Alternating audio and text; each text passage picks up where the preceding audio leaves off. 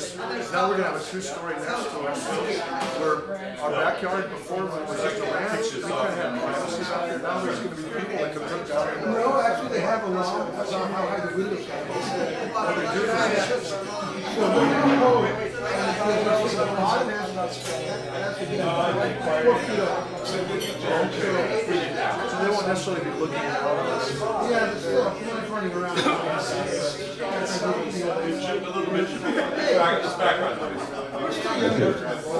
Oh, okay, we're getting there. Hello, everybody. It's about time to kick this shindig off. About, what, an hour later than planned? Which is what, is it 4:30? No, it's only 3:30, right? Yeah. I set my watch and I didn't set the hour correctly. Okay. Irish Standard Time. By the way, if all that happens here is people look at pictures and just talk to each other and reconnect, it will have been a success. Yes. Yay! Okay. So do we go home? No. Sure. Yes, but please come back and pick me up. If you're not wearing your name tag, please do, because even though you might have figured out who I am, as everybody figured out who everybody else is, how many are we here? I can't see in the booth, so we got 1, we have 3, 4, 5, 6, 7, 8, 9, 10, 11, 12, 13, 14. And is there anybody over in the back? No. 14, which is good.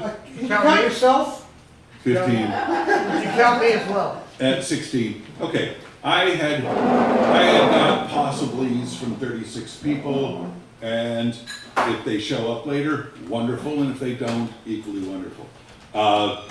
My only job here is to kind of keep things moving and kind of be the ringmaster. When Bill Hare called me up yesterday, Mike, is this going to be just talking and drinking, or are we going to be doing music? I said, well, actually, the plan is talking and drinking. He said, good. I said, and everybody, of course, is going to bring guitars. So I imagine sing-alongs will happen, but we're not planning a Shanachie set because somebody would have to organize that. And Jim isn't here. You have to rehearse it. He might be. Yeah. Yeah, well, yeah, he would. He would do it.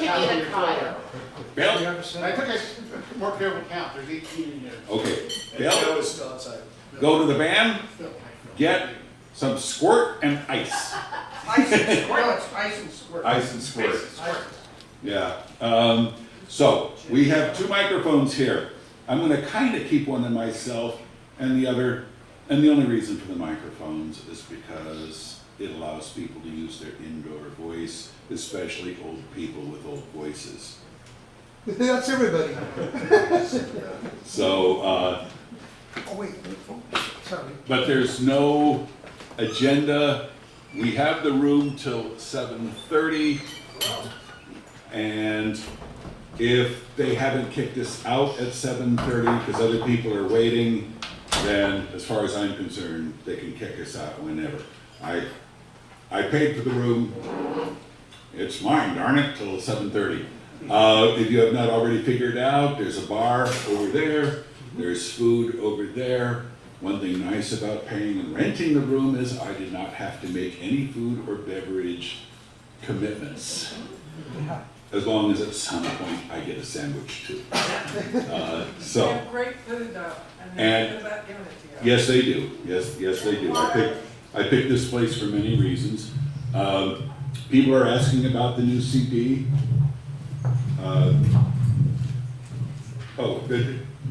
When we pass, I'll probably just pass around pass around the microphone. But people have asked about the new CD. Yeah, this one might be a little too hot, but yep, this is definitely too hot. So if you could take care of that, Mr. Phil. Mr. Phil is our AV man for today. Yay! Back in the days of Shanachie, everybody was. Everybody was a sound expert, but Phil actually was. And you actually were. Right. Dan Dupré will be joining us later. I'm going to call him and put him on speakerphone. He lives in Edmonton, and he's not able to make it today. At some point, I do have testimonials or tributes from a number of people who emailed me and having them read. If you can, and by the way, if you can read them off of my phone, go ahead. I do not need to be the star of this show, I'm only the ringmaster. So, housekeeping, everybody gets CDs as soon as we put them out on that table. There will be 2 of them. One is Wax Irish, which has now been retitled Shanachie 4, Wax Irish. And the new CD, which is officially titled Shanachie 5, How Can I Keep From Singing? And I know that the album title has a question mark on it and the song itself does not. I'm aware of that, I did it on purpose. You don't want a history lesson, don't ask me why. They're stapled together as a 2-for-1. They're stapled together as a twofer. I can make more, and if you are one of those who says, Mike, I don't have a CD player anymore. What? You know, there are people who do that. Mike, I don't have a CD player. Well, They use a computer. nuts to you. But to just let me know, I mean, I texted or emailed all of you to get you here. Just let me know at some point. I will make it available through a Dropbox link so you can download the files and the files from tapes 1, 2, and 3, and from the video that has, is it now 12 or 13 views on YouTube, David? The one that, where we actually recorded a number of other tracks, and, oh, Bill's gonna look it up. But Another one with pictures? that's one with pictures, and that I have not put in the mix yet, but I will have all those tracks available. I figured it would cost me about $700 just to properly register the copyrights on the last album, and I know that we didn't do that on the other 4 either. So there's no chance of anybody making money on this. And we've always been, but before we could do it right, I could do the tape speech, which I might do later. And we could sell them, but now we can't do that anymore because we'd have to be playing in public. So private distribution has been the, and like the rest of the internet, royalties, what royalties? It's double. But I am recording this onto a camera that, over by where Jack and Phil are. It picks up whatever it picks up. I will make that recording available, whatever it is. There's a PowerPoint that's going on. There are pictures over here to see. The PowerPoint will repeat every 50 minutes. So if you didn't see yourself the first time, those of you who are in it, and many of you are, then just wait around and it'll come back to haunt you. Sylvia found, I didn't have our Ireland and our Istanbul pictures, just a couple. Eric Horn's supposed to make it. Huh. Don't hold your breath. I never did with him. But last night about 11 o'clock, Sylvia found this big box. Here are all these pictures that we should have found 3 weeks ago. I didn't go through them all, but I thought, oh, pictures of Eric. Oh, Phil Hanloff's supposed to make it too. Maybe he will, maybe he won't. But I made certain there was a Phil Hanloff picture, Eric, and I knew Cisco would be here, so I found a lot of pictures of them. Anyway, slideshow was going to have little text boxes saying who people were. There should be. I didn't get to that promo yet. photos for the Ireland. But I will, but at some point I will. Meanwhile, We'll see. Were you talking about the Mother Country video thing, or? that. Yeah, no, that's a lot more much viral. There's 36. That's triple the estimate. Yeah. Boy. Yeah. Maybe you shouldn't hang up yet. So, you have stories to tell about Jen. There's a microphone we're going to pass around so you can use your indoor voice. You want to grab it or you want to say, hey, me next, we'll do it. Meanwhile, food went that away. drink went that way. I was not going to hold this in a place that didn't serve hard liquor. Yay! And, So it's like the party. and if at some point, Like Shanachie. and if at some point guitars come out and we start to sing along, I had lyric sheets for 5 songs that all Shanachie members would be able to play, falling off a cliff after they've been shot. But, First we'll rehearse it differently. Touche. yes. And then do it the way that you know how to do it. And then at night, yes, ignore the fact that we rehearsed it. So, I'm done talking for now. Who wants to grab the microphone if you just want to just mill around and talk? And we can bring the microphone to you. I want to talk. I don't need to be broke, Okay. but I'll have a piece so I can give it to the next person. Or just pull it out. Oh, It's fancy. oh, it's, Hold on. it's a rubber. Oh, I didn't think this. Yeah, I didn't. He think- is good. Oh my gosh, did you see that audio-visual action? Very nice. It was a two-handed approach. And I Step got on a the mic slice stand. too, that could bring two, please. Right I'm there. sorry? A glass of See, iced the tea. minute I get on stage, he has to have a drink. What does that say? I'm Sylvia, Mike's wife. I had lots of interaction with Jim, but he was always on his very best behavior with me. Because he knew. Only one time did he ask me to bring the ice and squirt. Oh my God. Anytime he'd come over, he had a pound of coffee. And it would be a pound of coffee from Costa Rica. And it would be fabulous. And he knew it was valuable, right?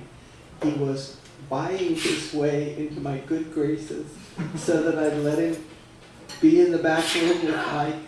And Mike would come away shaken mad. And I'd think, oh, that dear Jim. Look at, he brought us coffee again. When I first met Jim, he came over. Mike was joining the band. Jim put his hand on my shoulder and he says, don't worry about any money. I thought, no, we're jumping off of a cliff. You just said my husband was going to be getting money for singing all over the world. He said, don't worry, there is always money when you need it. God provides. And do you know, for all the time Mike was in Shanachie, that was true. We always met what needed to be met.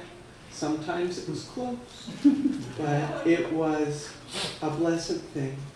And Jim was a godly man and carried the Spirit with him where he went and with what he did.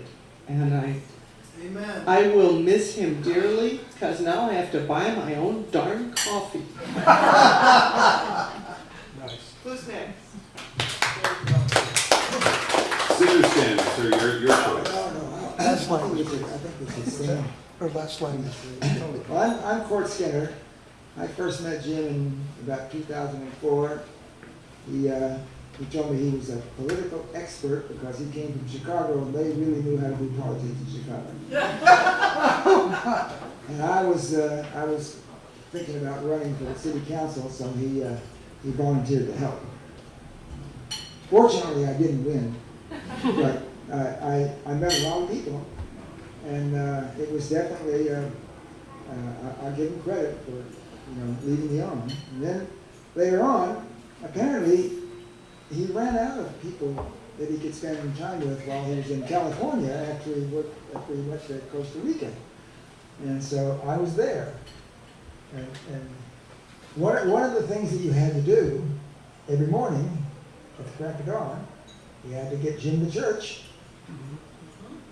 He had to be at church by 8, and then, actually by 7:30, and then pick him up at 8 o'clock. And finally, after many years, he met Cindy, and she took over that for some of the days, which was quite nice. But money. Jim had no sense about money at all, as far as I can tell. I mean, he had 2 credit cards, and people kept taking them, and he kept using them. And when he left, there was a significant balance on both of them. And his nephew, apparently, there weren't too many people in Jim's family that really took a shine to him, but his nephew was one of them. And so, as a result, the nephew inherited the house in Costa Rica, and also organized a service in Costa Rica where a lot of the new songs were actually played during the service. So there's a, I don't know, did I send those to you, Mike? Yes. Okay, so you, And some of them have made the slideshow. okay, good. Let's see, is there any other things about, oh, food. Jim, this was his favorite place to go, by the way. I think there's a Chinese restaurant somewhere that doesn't exist anymore, but this place was always his favorite. Except for Stouffer's frozen dinners. Those, and every time he went home to Costa Rica, he would go to Safeway, it was always Safeway, fill up a suitcase with Stouffer's frozen dinners, and fly them all the way to San Jose. That was one of his things about food. And but Jim was meanwhile a delight, and I'm going to miss him. I'm sure we're all going to miss him. God bless Corey. Yeah. Thank you, Kurt. Who's next? I'll go. You have the talking stick. I'm Jack Healey, class of 1989 to 93, 94. And I had a mutual friend that saw Shanachie somewhere in Los Gatos or Cupertino in a rather large pub, crowded pub. And that's how I got connected with them. I kind of took over when Cisco left the group after the Ireland, the Dublin tour. I kind of attempted to fill his shoes. There was a lot of adventure and sometimes some unexpected things.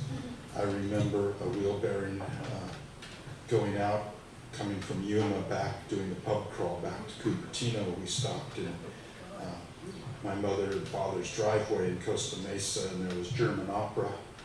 My Aunt Mike fell in love with my mother immediately, and my dad had a full set of tools so he could do all the work on the tire. That was, but the one thing that stands out, I did several German tours. We did Canada, we did United States, we did Istanbul, and those were all very memorable times. But the things I think that really caught my attention about Jim is in the course of my tenure with the band, It's our group. We're a folk It's our singing group. group. I was among those who always called it a band, just because it needled him. he would take us to a convalescent home somewhere around here, and I would, and I know Eric did too, we'd complain about, he used that, he had several purposes for doing that. And I think the most important one is that he wanted to give those folks in convalescent homes that are often neglected and forgotten, he wanted to give them a full show. So we set up everything just like we would for a paying customer. And that really endeared, I knew that under that crusty personality that he had, I knew that there was a heart of gold. And the last thing I'd like to say, because any of us could probably go on forever about this, but I kept a list of all the guitarists that I took over training and teaching the Shanachie way to the boom chuck, just all the little idiosyncrasies that made Shanachie work, and it was it was a musical changing moment for me to be a part of that. But above that, I'm part of a fraternity of mostly men and some women also that come from entirely different walks of life. And I have to say that when I joined Shanachie, I was not in a very good spot in my life. I was coming through an ugly divorce. I was living in San Francisco. And so touring with him, the regimen, what we did, it was an ordered life. It was a little chaotic, but it was ordered, and that's what I needed. But the amount of people that he has influenced, just from yelling at us, teaching us, taking us to school shows, all the influence that you all had on him before I was in that group, I'm sure he probably soaked up things and probably took credit for them himself, but from somebody else. But there was a presence. We did a presence. We had a presence. We dressed clean cut. There were several bands that were far better than us. But we got gigs because we were on time and we looked semi-clean cut. And we, when he's singing, we were facing him, and when I was singing, they were facing me. And there's this bit of choreography too. But the amount of different people that had an influence on Jim, not just Jim influencing us. And but for me, those convalescent homes were, because I continued to do that in Arkansas through my church. We wanted a Methodist presence there, and I'm Episcopalian, so I'll see how that goes. But Methodist is Episcopalian light, isn't it? Methodists are literate Baptists. That's bad. I apologize for that. I shouldn't say that. That was a bad joke. It's okay, it's Sunday. But anyway, I thank God for my wife Martha, who made it possible for me to come out for this event. I was very nervous about it. Thank God. But I had a great time working with Mike and chatting with all you guys. One last thing and I'll shut up. Mike's put an awful lot Yes, of yeah. effort into this event. Yes, he has. And I would like And to the last suggest, recording project. yes, I'd like to suggest we do pass a hat tonight to kind Yes. of recoup some money for all they've done. So I'm not wearing a hat, so we'll have to find some way, a tip jar or something. That's what the little seed is for. That's a good idea, that's what we use it You can for. get a ringmaster hat anyway, the top hat. Yes, I will at some point demonstrate the tape speech I used to give for those of you who wish to have a little nostalgia, but I am not doing it myself. Although I did see Fred McCarty, who did a lot of school shows with us. Not sure he ever did an evening performance with us, but a lot of school shows. I saw him a couple weeks ago. He was supposed to be here. He called me yesterday. He regrets that he's got a gig somewhere way too far away and won't be able to make it. But I saw him at a hotel in Carmel 2-3 weeks ago. And Fred has one of these big, huge slifters, right? For a tip jar. That's okay, a lot of people do. But Fred has those clip-on LED stand lights pointing down at it. So you cannot miss. Very subtle. Yeah, I loved it. Dang, I have a picture of that. Maybe I'll add it to the slideshow when I... Okay, I'm done. God bless us all. Thank you. God bless you.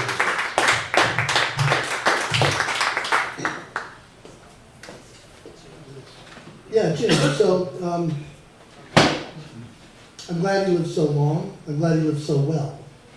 I'm glad he was able to be a passionate driver right up to very close to the end of his life. I'm very glad that he was doing what he loved until right up to the end. getting other people to do stuff. Yeah. And also doing music and serving the Lord and the Holy Mother. And his impact is really huge. I know that the ministry I do, it's highly unlikely I would do, just because I never played acoustic sing-along music until I got involved with Jim. And I always remember one thing he said that was we were driving back one night, we were driving back one night, and I was talking to him, and I had a little bit different relationship with him than the other guys in the band, or in the group. At that time, they were all kind of different people. And I didn't hate him as much as they did. And so we would talk on the way back. And I remember he said, you know, these guys hate my guts. And all I'm doing is giving them the experiences they're going to brag to their grandchildren about. Yeah. And that was 100% true. And then another thing he used to always say is, you know, when I'm gone, you guys may get together in different combinations to play these songs. Cool. But it won't be Shanachie. That's right. It'll just be some guys singing songs in some bar. Because it's those million little things that you guys bitch about having to do that add up to the impact of the show. And that's true too. And I've noticed that Shanachie has pretty much ruined me for public performance. Because when we would do a show, we would have to shine our shoes and our belt buckles and iron our clothes and wear our outfits. We'd have to sing just so. And it always had an impact. And the genius of picking always the best material, all the songs that are going to go over every time, and ordering them in a way where every set, just a bar set, where some other group would have been the background music. At the middle of the set, there was an emotional high point. At the end of the set, it brought the house down every time. Yeah. Because it was all built that way. And the genius of his things that he called medleys, which were really series of songs, where you do a pretty good song at the beginning, get people's interest. You do something that's maybe a little on the long side, maybe a little bit on the not all that exciting side. And then you go into something that is quite exciting. And they think that you've gotten there, and they're glad you got there. But then you put that capper on the end of it, and it arrives in the station like a roaring freight train, and it brings the house down. And that was a lot of guys in the band were better guitar players than him, and we all like to look down on his musicianship and complain about all of his stuff. But those things were brilliant, and to be able to be in a group where no matter where you were playing, you were going to get attention, you were going to have people be attentive. They were going to come up to you afterward and tell you it was great. Yeah. So now I still play music publicly. And if it's gospel music, or if it's music in a good cause, or if it's original music, then it's worthwhile enough for me to do. But honestly, as far as being in a performance group to do cover songs, I haven't found the thing yet that would fire my rocket after that. Thanks, Dave. Oh, I know I already talked too long, but there's actually a couple other things I need to say. One is that Jim is my most improved person. Because when I met Jim, he had a lot of good qualities, but he was a famous fill in the blank. But he stuck with the Lord, he did his therapy, and he got to be just a better and better person. And his God thing was totally real. It was quite odd to me because I'm not Catholic, but he was a mystic. And his revelations, I think, like so many of us, it contained a lot of his own stuff, but they were real too. And some people have already alluded to things that he envisioned or believed that turned out to be true on a pretty uncanny level. So I'm definitely glad that I'm going to see him again. And I did warn him that I had a feeling like when he got there that Mary was probably going to slap him upside the head and say, "It was really my son all along." But she won't be too mad about that because she knows it was sincere, and Jesus won't either.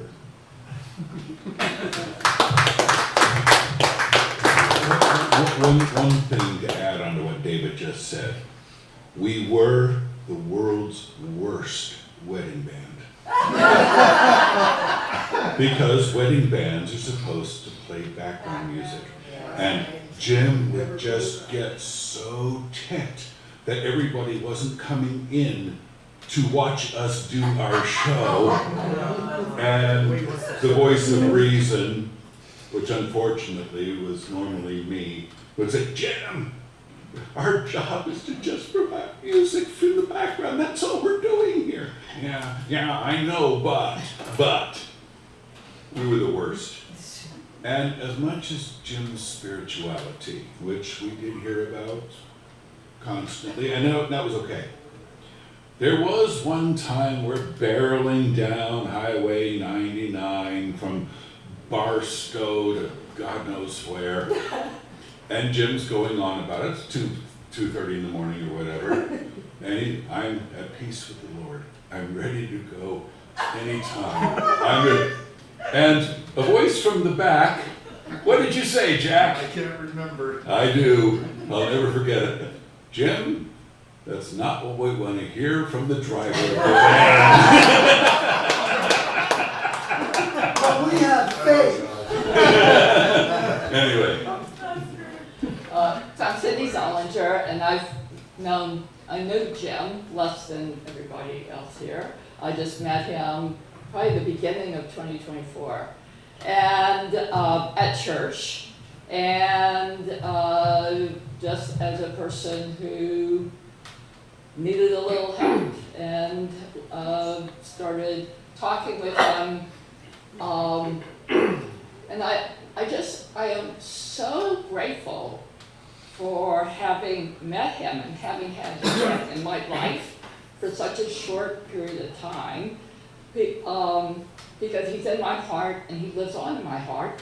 And I'm so grateful for you all that came back together with him and put together this album, because That you paid for. Yeah. Yes, Thank you for that. Cindy paid Bill for recording the album, and let's give her a very big hand for that. Jim was someone, when I got to know him, he started talking about the music and his desire to sort of, we're sort of coming back together, and so how are you going to make that happen? So, the Blessed Mother will take care of it, and and then we would learn a lot. But the album, I have a CD player in my car, and I got the first version of the album, and I had times when, on his last trip out here, taking him to church and taking him back to courts, and so we would play the music, and I got his perspective on it. So, why this song was in there, and what he was trying, what y'all were trying to do with the music, and it was so cool because it's like the a commentary on the music. So when I listen to the album, I hear Jim talking about all of these, and the women coming in who had never been in a recording before, and one of them was One Day at a Time, Sweet Jesus, and he was telling, Chris Christopherson wrote that when he was in rehab, and recently a nephew of mine went through rehab, and so being able to sort of share that song And the story, you know, I feel like Jim is in my life in so many ways that I'm incredibly blessed for him. I didn't experience a lot of the things that you all talked about. Although I did see the challenges he presented, he presented for court. So thank you, Mike, for putting this together. Really feel blessed that he was in my life and is in my heart.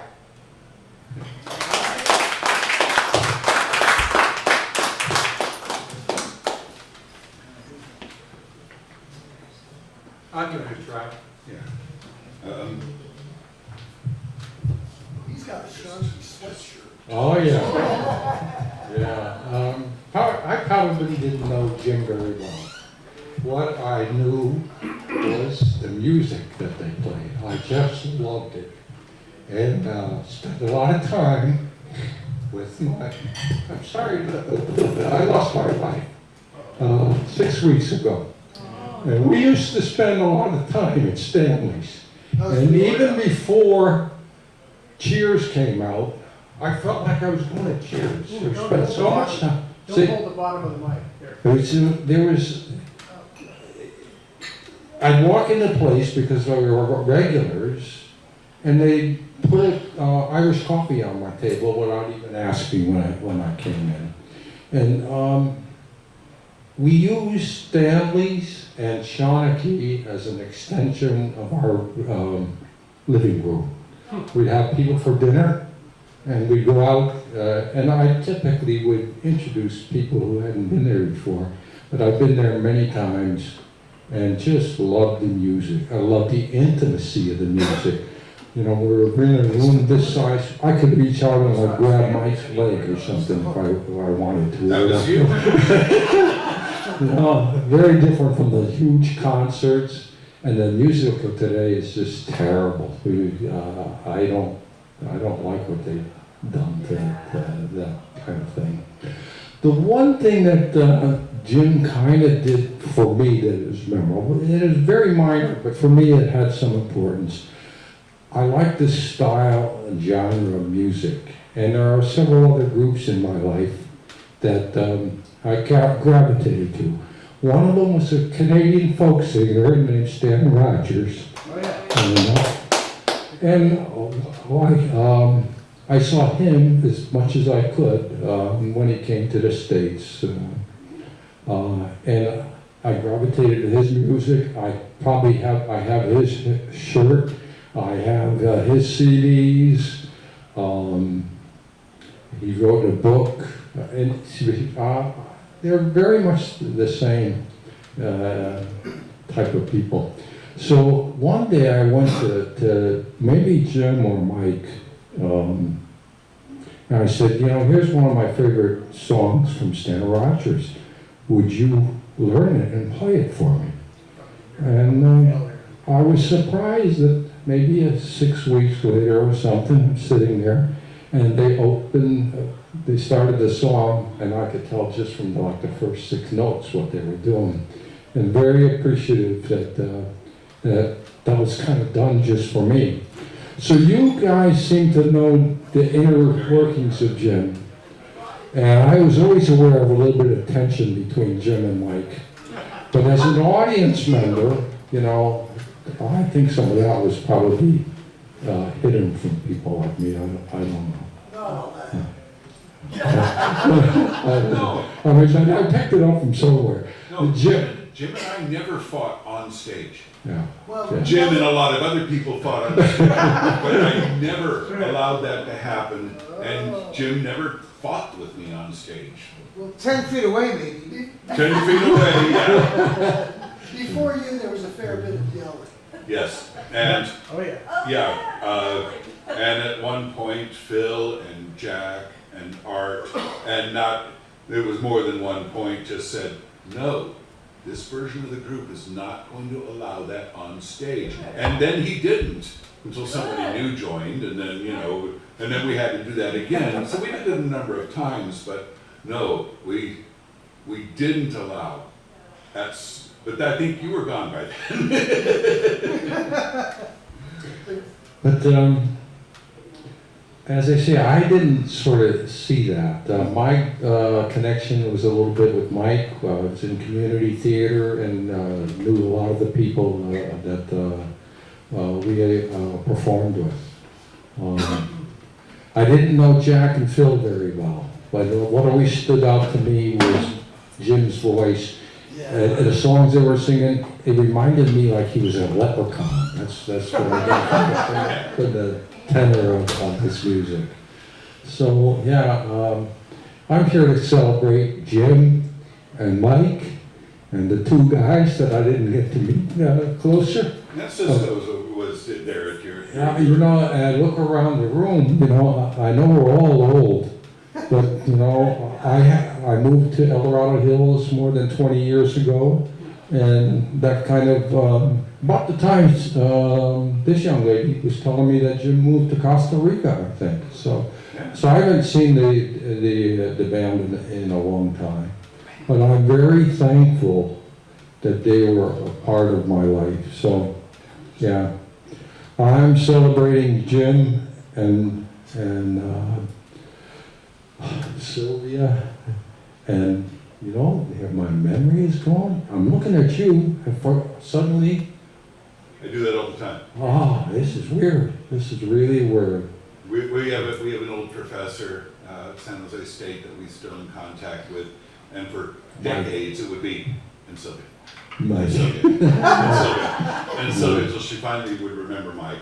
So, I guess thank you for the music. It's all. Sure. So I'm so glad you could make it, John.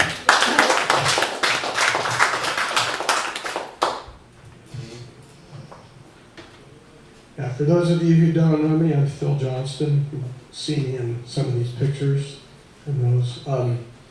See, I joined the group in, I guess it'd be 1987, maybe early 80s, late 86. Anyway, no, actually I joined the group, in June of 1987. And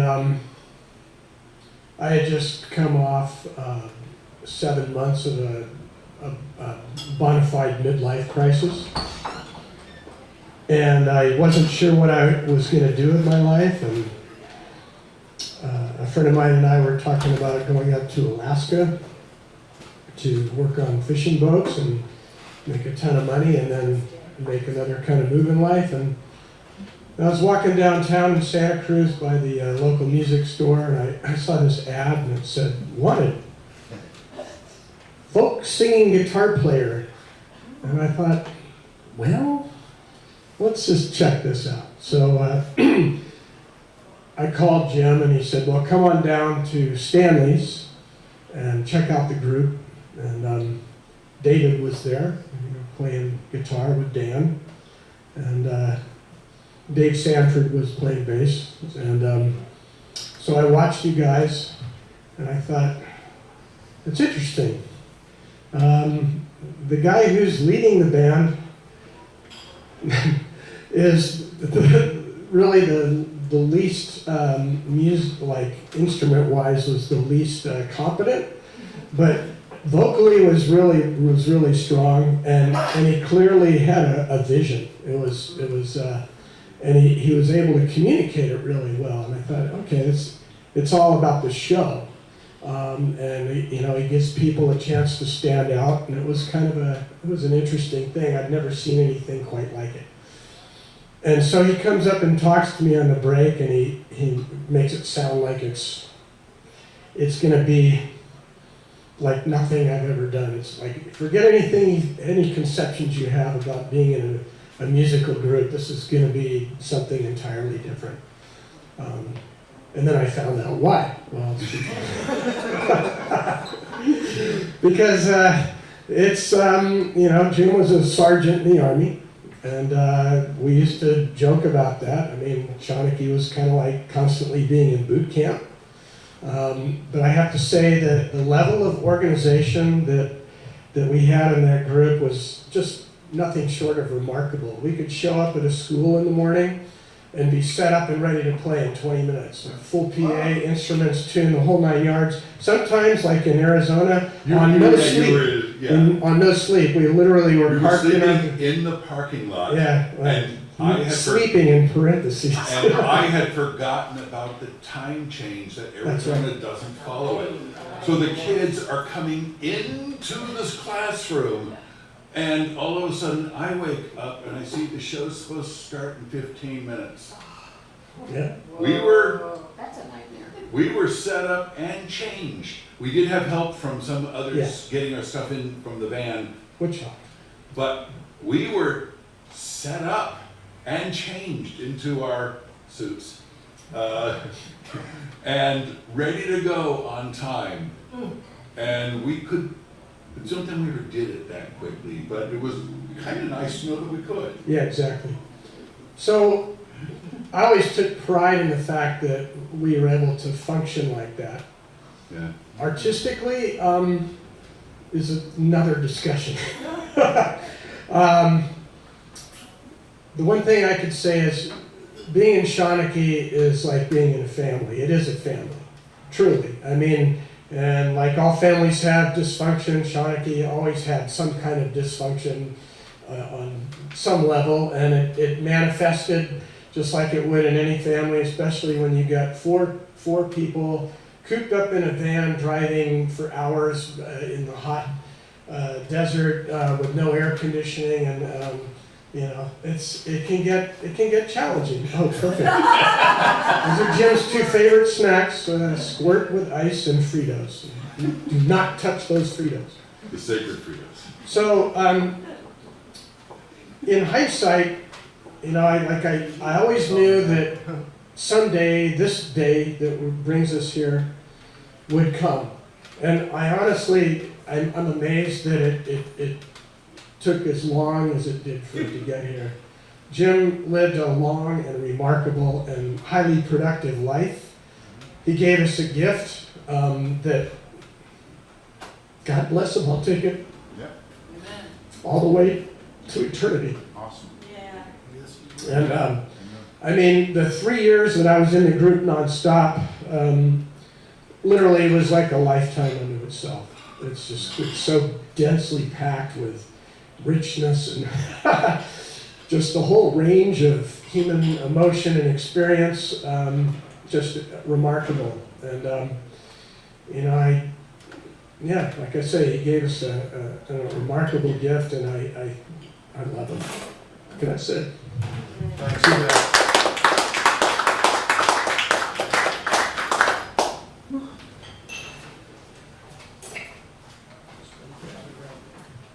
There, okay. And while you're coming down, I'm gonna call Dan Dupré in Canada so that Okay. we can put it on the speaker. Okay, but I can still talk at home. Yeah. Okay. Yeah. So I am like you. I was never in the band. I'm not a musician. My brother was in the band, but it was the most fun band. And I've heard a lot of bands.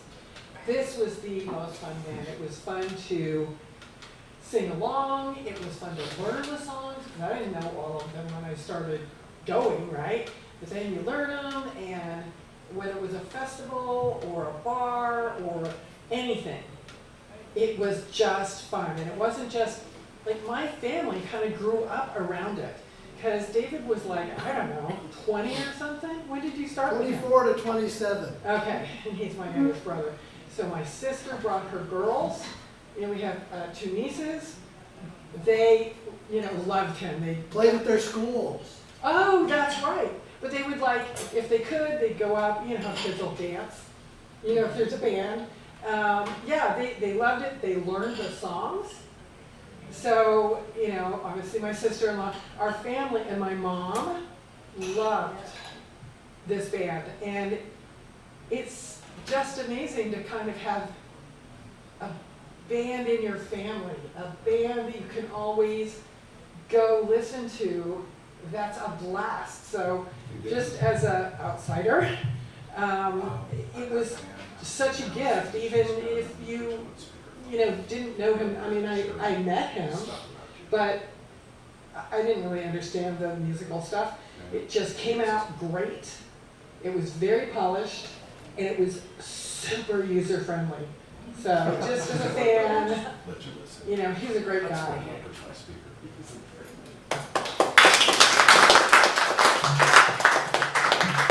I have, I mean, there's one person, if I had to think of one person who should be here but isn't because he is way, he's in some place called Too Far Away, Canada.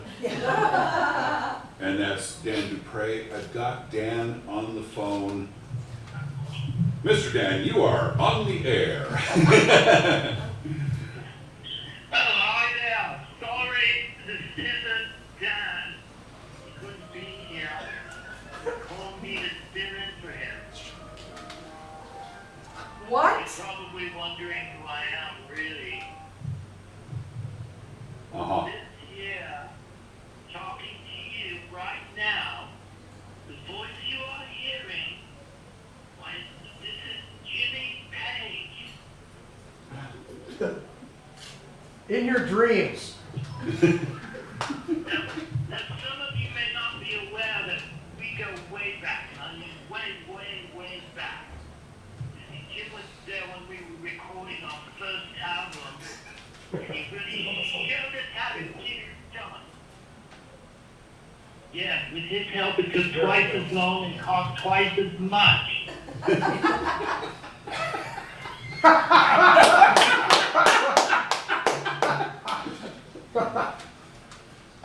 Yes, he kept changing things, you know. Yes, we know. Well, We know it's you, I Dan. wanted to roast. I wanted to roast him at least a little bit. I didn't think there was any harm in that. Not at all. Join the club. Okay. Awesome. Well, I'm wondering, would anybody mind if I just find out real quick who all was there? Sure. Sure. Let's go around the room. Mike Halloran, Jack Healey. Phil Johnston. Steve Conway. I'm David, I'm an alcoholic. Hi, David. Joanna Tobey. Amy Dickinson, Joanna's daughter. Bill Hare, Ronna. Rusty Jenkins. Sylvia Halloran. John Brawn, Joe Austin. John Ladasky, and I'm a groupie audience member. Diane Ritchie. John Ladasky Jr. Court Skinner. Cindy Zollinger. Cisco Ochoa. And we're all here to play Password. Okay. Wow. Thanks everyone for doing that. It helps me kind of visualize the room and kind of remember some people. So, yeah, it's too bad I can't be there and be with you guys.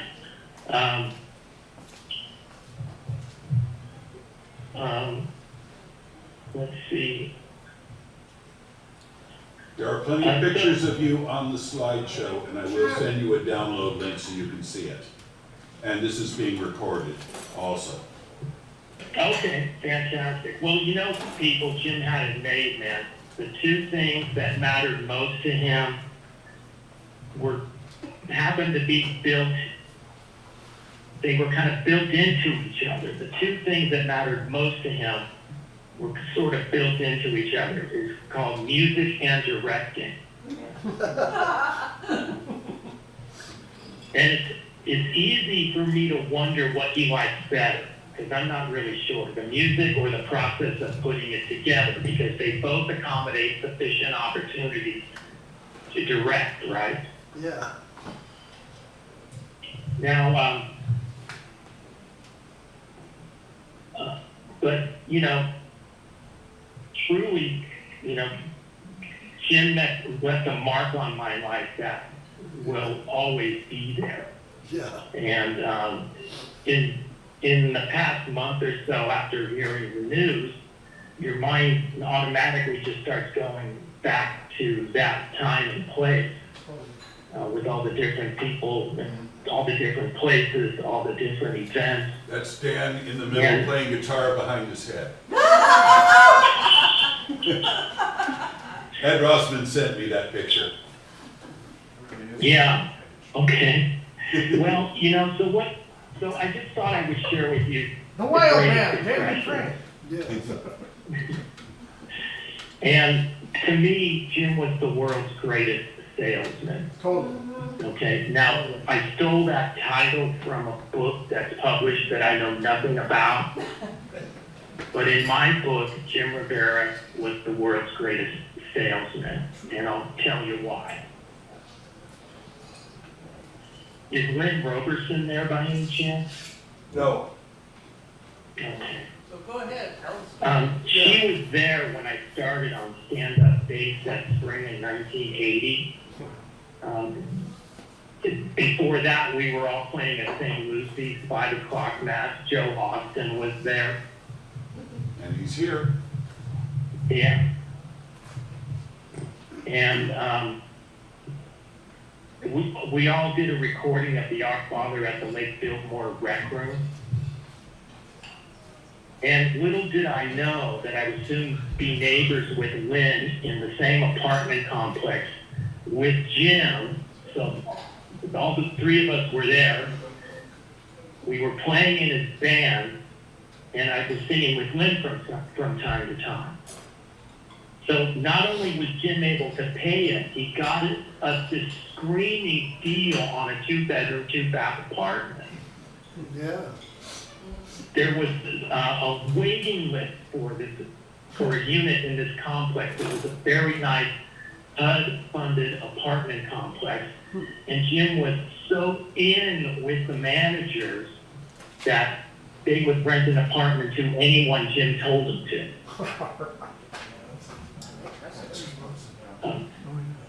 Because Jim knew how to build relationships that would present opportunities. That's what a leader does. That's what the world's greatest salesman does. Well put. That's And, well I'm sorry? put. So well put. Oh, thanks. I have the rare privilege of being in one of the greatest versions of Shanachie, in my opinion. I joined Jim when he was playing at Tucson with Chad Stafford, and the two of them were gigging around. Jim was good friends with Father Cale Crowley, who was my philosophy instructor at St. Patrick's College, where we were all studying to be priests. And Jim was good friends with my philosophy professor, Father Cale Crowley, who was also an amazing man.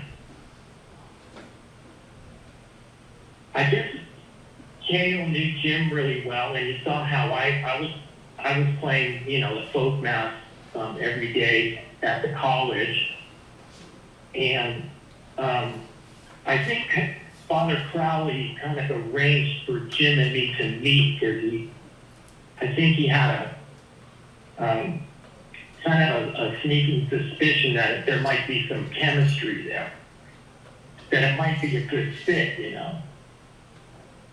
And so Jim invited him to see, what we were doing at our folk mass. I never saw the guy before. Had no idea what he was into or what he was up to. But we did the mass. I was playing stand-up bass. And afterwards, Jim approached me and said he liked what he was hearing. And then he invited me to the St. Lucy's folk mass, where we did a lot of that with Joe Austin, Lynn Roberson, and a whole bunch of other names as well.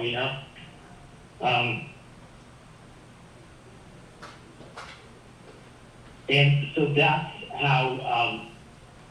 how we met. That's how I got involved. After playing at St. Lucy's for a little bit, he invited me to see the 2-man version of Shanachie at the Antique in Palo Alto, which was famous for their Chicago-style deep dish pizza. It was a really nice place. And so I just went to observe. I was invited to observe. And then the next time I would bring my stand-up bass and just sit in. And as long as I could see somebody's left hand, I knew what chord they were playing, and I was able to pull it off. But I was saying earlier that we had a really rare special version of Shanachie, because right after I joined, Jim Bolger came on. And for those of you who aren't aware, he was just a premier amazing guitarist, world class. And he took Shanachie instrumentally to a whole different level. And the next thing we knew, the two of us were sharing a 2-bedroom apartment in Lake Biltmore, and we were both gigging the whole time. And back to Lynn, just I have to keep talking about her, because she left an impression on my life, mainly because of what she told me one time. She told me when I first joined that as long as you're with Jim, you'll always have gigs. And that's kind of like what I wanted, so that's why I hung around for so long. And so Lynn was correct. You know, we always had gigs. We never went, there was a couple of slow economic downturns where we didn't play much, but we always made it. We always made a living playing music, and because Jim was really sold out. So why else is he the world's greatest salesman? It was because he sold that group. He sold the band. He crafted it from the ground up. He was in a complete control. He was selling it behind the scenes, making phone calls, and then he was selling it by the way it was presented. And me and Mike and Joe and Phil, it sounds like Cheryl. Are you there, Phil? Phil's here. Phil's here, yeah. Okay, I thought I heard you out there, yeah. And whoever else might have played that's not there at the moment, that is there at the moment. We all went into this, we had the privilege, we had the opportunity to help him sell it on stage. And he was sold out. It was his thing. It was like in his DNA. It was like that's what he was totally born to do. And I was sold out too for years because I believed in it, and it was a lot of fun, and it was a carefree lifestyle, and I was too young to appreciate it. I would have enjoyed it much more, because there were times when it wasn't fun. Everybody who's been in Shanachie knows exactly what I'm talking about. But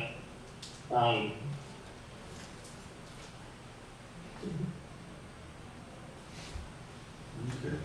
Well, Yeah? good. Thanks for that, Dan. I'm gonna leave this line open for as long as you want it, but I'm gonna put the phone down, and we've got people lining up. So stick around if you want. I will send you a recording of this as well as a link to the PowerPoint when I get them done. What time is it now? It's 4:38. 4:38. Okay. Hey Dan, this is Ronna. Can you stay on for my section here? I wanted to spend some time just thanking God for Jim's life. One of the most important things to Jim was that he didn't just put a spiritual frame on things. He lived from the spirit out. And as we've all been talking about, one of the things that's been hitting me the last few days is when I met Jim, when we all started hanging out with him and he created this amazing thing called Shanachie, we were all just a bunch of very young, very, in a way we were not awake yet, and as people, and we didn't know that these beautiful memories that he was creating, the structure that he gave us to connect with people, to have community, to have memories that are just unbeatable. We didn't know how significant that was all going to be, but the significance came from the fact that, you know, for Jim, the G word wasn't just semantics, you know, and he and I came from very different spiritual traditions, but it was very real, and I really thank God for his life. And I'm just going to take a moment and do the realest thing, you know, that Jim would want done, which is, you know, he is there now. He's with his God, and he took this life. And his childhood was not easy, and he did what he could to turn over his talent. And, you know, I'm not a particularly religious person, so I don't really care how you frame this. You know, we all know what we're talking about, whatever language, but I'm just going to take a minute and thank the Lord for his life. And you guys can join me in whatever way you like. Thank you, Ronna. Thank you. Dear God, we were such young, stupid, callow kids when we interacted with this amazing miracle that you made in Jim. We didn't even know what he was giving us because of the vision and the transmission that you sent through him. We just thought we were all hanging out, having a good time, and this guy was kind of quirky, you know, somebody we could make jokes about, but we were real glad that he had created this thing, but we didn't know how valuable it was. And I just want to take a moment and thank you for that. Thank you for all the amazing relationships that came from Shanachie, that came from Jim being willing to be your instrument. All of these people that we get to connect to, Lord, it's amazing. And all these memories, you know, it's like you always are trying to teach us. It's not the years or the minutes that we live, Father, but it's the ones where we're awake to what you're doing. And Lord, Jim was awake, and he helped us be awake in a weird way. And I never thanked you for that. And Lord, thank you that we are all here today, and we are going to get to carry what you did through Jim with us in our lives. And Lord, I thank you that you love him, and that he is with you now, and that the music that he is making now will just echo through eternity, and that we'll see him again when we're all in a lot better place to connect even than we did before. But we want to just take a moment and say, thank you for Jim. Amen. Amen. Amen. Thank you, Lord.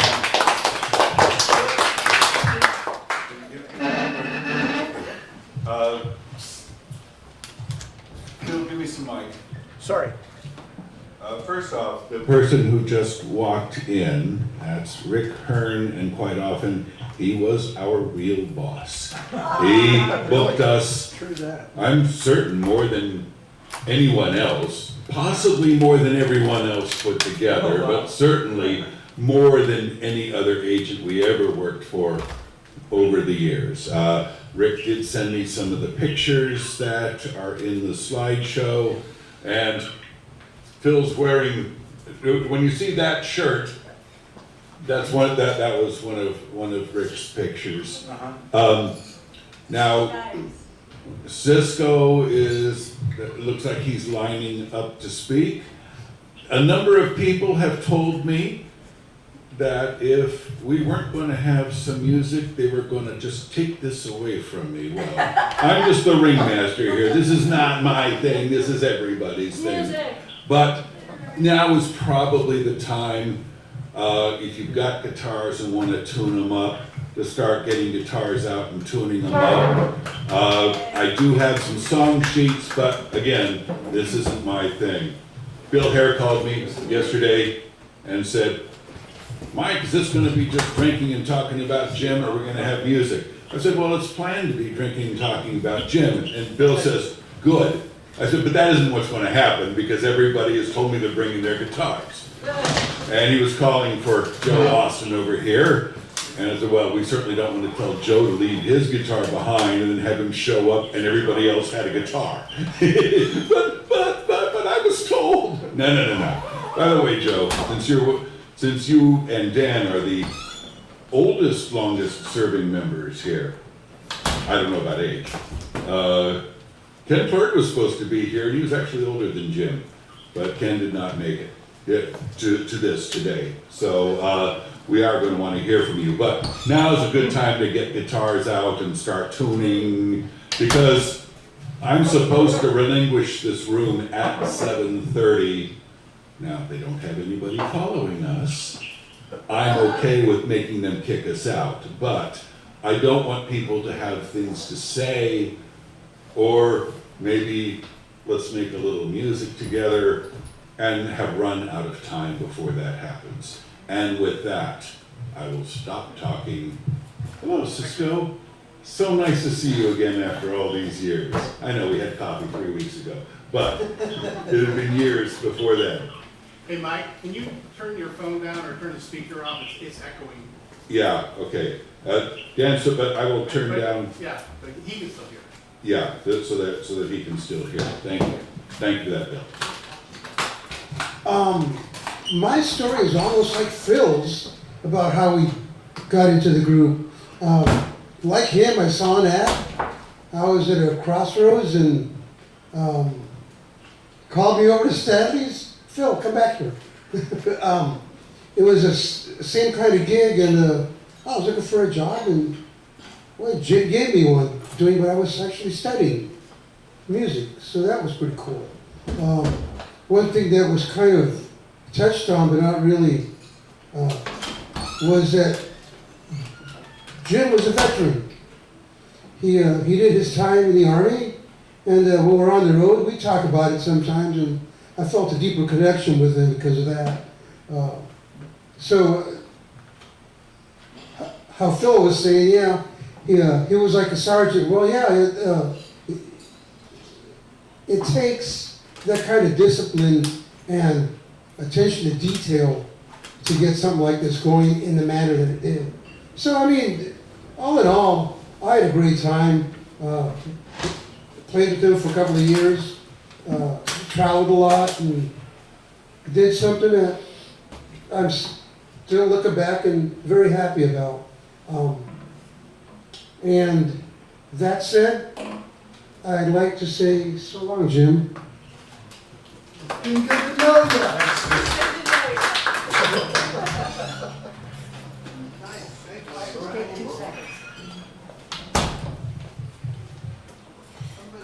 I was one of those people that went out and filled up the chairs and always had a wonderful time when he was playing. However, this has been a delight as well. And to see another side of Jim that I didn't get to see all that much. But I have to go the other way for just a minute. And I think Ronna used the word quirky with Jim. And we all remember that part. The first time I ever met Jim, I had gone to I think it was like a superstore opening or something, and they played that standing on the street in front of it. And as is my wont, after the show, I went up and introduced myself and said, I really enjoyed that. And he didn't say 2 words before he started telling me how it was all about the circle of fifths. And I should have known then, but it was worth it for the music. And he did that well. Thank you. Thank you. I'm going to interject. You just leave that on the table if it doesn't feedback. I'm going to interject. A number of people emailed me and texted me various tributes, and I will read a few of them now. Oh, Dan, I'm glad you're on the call. After Jim passed away and Bill emailed all of us, I was down in Anaheim at the NAMM show, and I texted Sylvia about the news, and she asked me if I was going to reach out to Vicki Stevens. Now, Vicki Stevens I met in 1978. She played oboe. We did a lot of shows together. Some point years later, Jim was talking to my dear wife and said that he knew Vicki Stevens. And so he says, well, Mike knows Vicki. Okay. Years go by later, and I remember somehow that in 1982, I was working for Goodyear, and she and some guy in a yellow Datsun Z car come driving in. He was missing a lug nut. Only one? I'm just gonna leave that there. So I found the lug nut for the Z car, put it on, and then he kind of goes overboard thanking me, which was okay enough, I guess. But it was years later that I remember this. So Sylvia says they're going to reach out to Vicki, and I haven't seen Vicki since we did a show together in 1992. And I figured her last name had changed a few times since. And so I type in Vicki Oboe in a search engine, comes up, and I recognize her face, and she has a little bio that says she first played oboe when she was 15 years old in the production of The Mikado. I was the Mikado in that production. So I knew I found the right person. I called the school. I get an email address. I send it to her, don't hear anything. She emails me, telling me that if I saw her at the school website, she's doing a youth symphony concert in Claremont. Well, I'm in Anaheim. Turns out I'm 35 miles away, so I go and see her. We have a nice time talking about, and I tell her what it's all about and all that. So Vicki told me to say hello to everybody, but especially Mr. Dan and Mr. David, whom she remembers.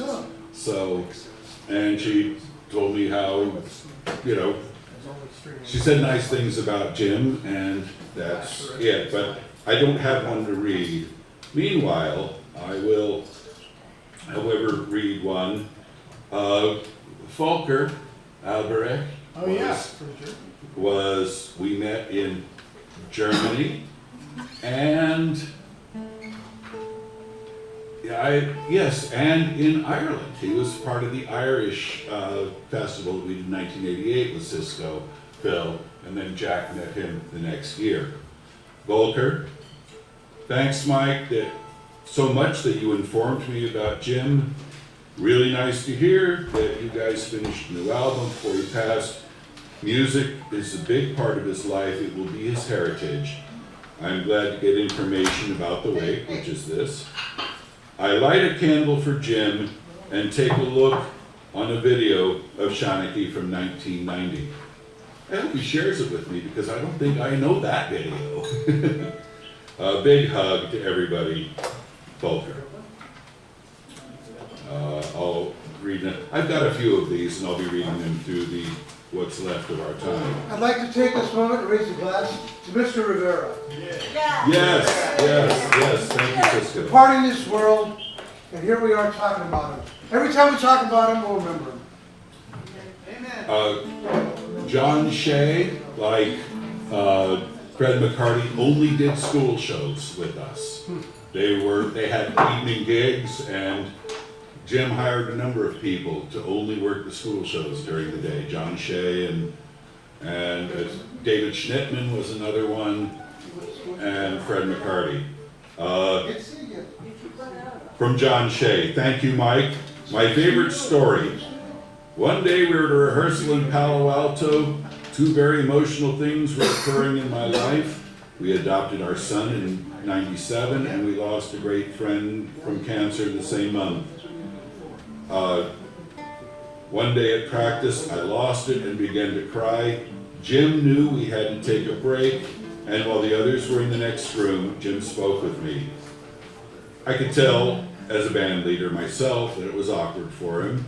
We had work to do in limited time. I don't remember exactly what he said, but it helped me gain confidence with my faith in God. Jim was a good friend. We understood each other, spoke a lot. We also met my mom, who liked him. I believe his soul is at rest with our Father. And as were Dad's last words to me, see you at sundown. Rest in peace, Jim. We will miss you till we meet again. P.S. Please say hi to Ken and all the rest of the bandmates. Ken had planned to be here. I don't know why he didn't, but I'm glad that he and I are in contact, so I will talk to him after this. Joe, do you want to say a few words while we're setting up? You want me to say now? Yeah, I want you to say something. I'll do my best. Hey y'all, I knew Jim back in probably '79 is when I was playing at St. Lucy's. And we had two groups, we played every other Sunday night. So I was on with Jim on the opposite night. Heard he started playing in Shanachie. And when, I think it was Chad, as Dan mentioned, when he decided to leave, they asked me to join on guitar. So I did that. I was with Jim for 2 years, roughly, in Shanachie. So 1980, 1981, in those years. And the picture of us with the tiger here, I got some stories with the tiger. Yeah. The tiger. That was at Marine World Africa USA when it was in Redwood City. And Dan is highly allergic to cats. And here's a 200 or 400 pound tiger, that's a kitty cat. His allergies were wrecked for a month. I remember that, man. That was fun. Jim taught, as you all mentioned, your musicians about show business, right? How to work a crowd, how to lead, how to do this and that. So there's some good things that I picked up on that as a 18, 19-year-old, watching the crowd, watching what he was doing. He was hard, right? Everybody mentioned hard to work with. I'm glad that you guys all recognize that. Sometimes it was very difficult to work with Jim. I love him as a person. Again, he taught me some things about music. One story that you guys don't know is when we recorded the very first album, he would bring his dog. Remember, he had a collie back then. Angel. And Angel, thank you for the name. Angel, the dog that we love. Angel was in the studio. He'd bring the dog into the studio up in Menlo Park and recording, and we're doing a playback, and he's like, what is that sound in the background? And it was her collar was making noise in the background. It's like, oh, we'll just keep that in. So somewhere, I don't remember what song it was, could have been Uncle Nobby's Steamboat or something like that, but Angel's collar is in there. I really, again, enjoyed how Jim would work the crowd, and I saw that. And there's times that brought tears to my eyes to see how people could be emotionally moved with music. I remember playing at the Garrett in Las Vegas in Campbell, and I literally tears in my eyes because I saw people move with the music, and I thought, oh my gosh, this is something, right? It was spiritual. Music is spiritual. It touches in spots nothing else can. And we played at Agnew's when Agnew's was around back in Santa Clara. We played for the kids that were disfigured and all this. That was tough. However, it was important to see, I didn't understand it all at the time, but to see how we needed to bring music to those who can't come out and hear it. So those are things I really enjoy. So now when I play music, there's parts of Jim, there's parts of Shanachie in there, or other bands that I played with. You guys joke around Circle of Fifths. One of the songs that I wrote, I actually record it. When I recorded it, I was in G, but now I play it in E. It's just easier. I go from E to F to G at the end for a chorus, and that's totally out of Shanachie. I wanted to kind of do that because I learned that, kind of play tribute in the back of my mind, and it's a good thing. So it's amazing that in all the formations of Shanachie, how everybody has been touched and stay in touch. And I admire that, you guys. I mean, I play with a lot of people, and I want to get Dan's number for sure. We got some stories I got to talk to him about. Oh, yeah. But great legacy. I didn't get a chance to travel everywhere. There's reasons behind that. But I'm glad you all got to. And I'm glad when I heard that Jim finally got to Ireland and did the traveling, that he was able to do that. Okay, anyway, God bless. And music, let's do it. Yeah. I just wanted to make one more mention quick, which was the last live Shanachie performances were St. Patrick's Day 2019. 2019. And I guess Jim was about 85 then. And it was me and Mike and Steve Conway and Jim, and the only drummer that Shanachie ever had, Ronna.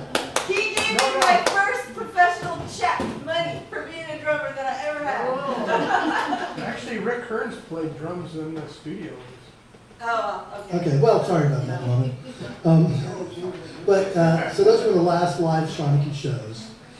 And I can't remember if we talked Jim out of playing an instrument or if he just didn't turn him up. Oh, no, yeah. Well, he had his banjo. He had his banjo in his Okay, hand, but- but the answer to that was yes. But at 85, he sang great. He did. And he had He did. every audience eaten out of the palm of his hand. And so let's just hope some of us can do that. A few of those pictures are in the slideshow. Rusty took tons of pictures, and I'm going to make available, as I said, the one thing nice about Dropbox, I can just say, okay, pictures. Could somebody slide me a song sheet, please? I've got more than enough for everybody, but sometimes I have to remember what's on them also. I'm gonna while Joe is getting ready, I'm gonna read another tribute. Steve, if you want to say something, grab a microphone and I'll read a tribute or two, and then You're good, thank you. okay. In the slideshow are a number of pictures of us. We used to call ourselves, and I don't know who coined it. It may have been me. But we used to quite often call ourselves, now guys, get your hands ready, the Fabulous Flying Shanachie Brothers! Well, we did have a few Shanachie sisters as well. Leanne Caswell was a very early member, and she also played in Side Saddle. I got a message out to Side Saddle. She's still in it. Whether she got the news or not, I don't know. But there's a blonde fiddle player in one of these pictures here, and that's Leanne. But another one who, with dark red hair, was Heather Alexander. She's in a lot of pictures because I found a lot of pictures of her last night. And she performed with us a lot. Heather is now Alexander James Adams. She has transitioned, and now she is Alexander James Adams, and she wrote me, "Oh dear, thank you for reaching out to me. I appreciate you keeping me in the loop. Jim had reached out to me several years ago through Heather's Bandcamp page. I wrote him back, filling in what transpired for me and in becoming my true self. I have no idea how he was affected by it. He never replied, but I assume I assume there must have been some difficulty and left it at that. Actually, Jim and I did talk about it. If there was any difficulty, he didn't, he didn't convey that to me, and I don't believe it was. My journey is not something everyone can wrap their head around easily. I would still tell stories about his insistence on my learning how to play bar chords on the guitar. I forgot about that one. And think fondly of him every time I use one in my songs. Please let me know as you can about any wake that might be happening. Chicago is not far from my Beloit home. I don't even know what state that's in. Keep safe and warm. Alexander, James Adams, or in the pictures, Heather Alexander. And then in Southern California, around Palm Desert, we stayed with Paul Klopfenstein a lot. I stayed in the boat that he parked in his driveway. It was quite comfortable. Thank you for the information about Jim's multi-purpose event. I think Jim will approve. We will not be able to attend, but we will be there in spirit, and we'll hoist one for Jim and all of us. Also, thank you for including us in the notice. I was really just on the outer edge and an enthusiastic fan of Shanachie. Well, we stayed with them because of the Indio Date Festival. Paul was a school teacher and got us hooked up. So he got us into the loop for a lot of gigs, a lot of school shows. I remember Paul. Yeah. Nice guy. Nice guy. He's still around. Thank goodness. And then Jim had a lot of, he used to call them publicity girls. They did. Cindy, we had a couple of Cindys. Cynthia Cleveland, who went with us to Ireland and Istanbul. And then before my time was Cindy Smith. Cindy Smith is married to a friend of many of us, George Nowicki. And I had no idea till one day somebody mentioned something, and oh yeah, Shanachie. I used to be one of Jim's publicity girls. I reached out to her, and she wrote back, I will never forget his rendition of the Lord's Prayer. I still sing his version often. I was able to see the band play at the venue in Campbell many times, Stanley's to the rest of us. I'm sure you are living in paradise with Jesus. See you on that great day, Jim. Cindy Smith Nowicki. And then one more. Robin Pritchard was to have been here, and she called me this morning. Her husband, also Robin, had something happen, and my short-term memory is not fantastic anymore. But the short of it is that they couldn't make it. They live north of Sacramento. So she wrote me, I'm very sorry I couldn't be here today. Jim was always nice to me, and I think he was glad to see me in the audience. Yes, we were. So was Art. It was always so much fun to attend a Shanachie performance. I hope that Jim has found peace and is having fun playing and singing with Heaven's Band. Robin Pritchard. Oh, and this one's a shorty. And then from David Schnittman, another one of those school show only members. Thanks for the info and my condolences to you and yours, David Schnittman. Okay, I passed out somebody passed out some sheets. Bill and I went through and just, no true Shanachie fan would ever need a song sheet for any of these. Well, maybe so, but it's been a long time. Okay, so I have to read. Okay. It's not because we're very disappointed not to hear from you. This is a Shanachie song. Yes? Steve, I wanted to say something real quick. Can I? Or should we There's go? a microphone right next to you. Yeah, but since they're leaving, I want to do this first. Sure. Okay, the chorus. If you don't know it, you will. really, you don't know what you will, but a number of people have suggested that we sing this song, and not every member of the group knows this. I don't know what eras it was in, but I will not even say what it is. Those of you who know it, join in. Look at the coffin with golden handles. Isn't it grand, boys, to be bloody well dead? Let's not have a sniffle, let's have a bloody good cry, and always remember the longer you live, the sooner you'll bloody well die.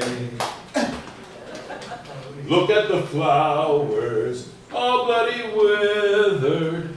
Isn't it grand, boys, to be bloody well dead? Let's not have a sniffle, let's have a bloody good cry, and always remember the longer you live, the sooner you'll bloody well die. Look at the preacher, bloody nice fellow. Isn't it grand, boys, to be bloody well dead? Let's not have a Sniffle, let's have a bloody good cry, and always remember the longer you live, the sooner you'll bloody well die. Look at the mourners, bloody great hypocrites. Isn't it grand, boys, to be bloody well dead? Let's not have a sniffle, let's have a bloody good cry, and always remember the longer you live, the sooner you'll bloody well die. Look at the widow, bloody great female. Isn't it grand, boys, to be bloody well dead? Let's not have a sniffle, let's have a bloody good cry, and always remember the longer you live, the sooner you'll bloody well die. Give him that song. Bite them off, Mike, bite them off.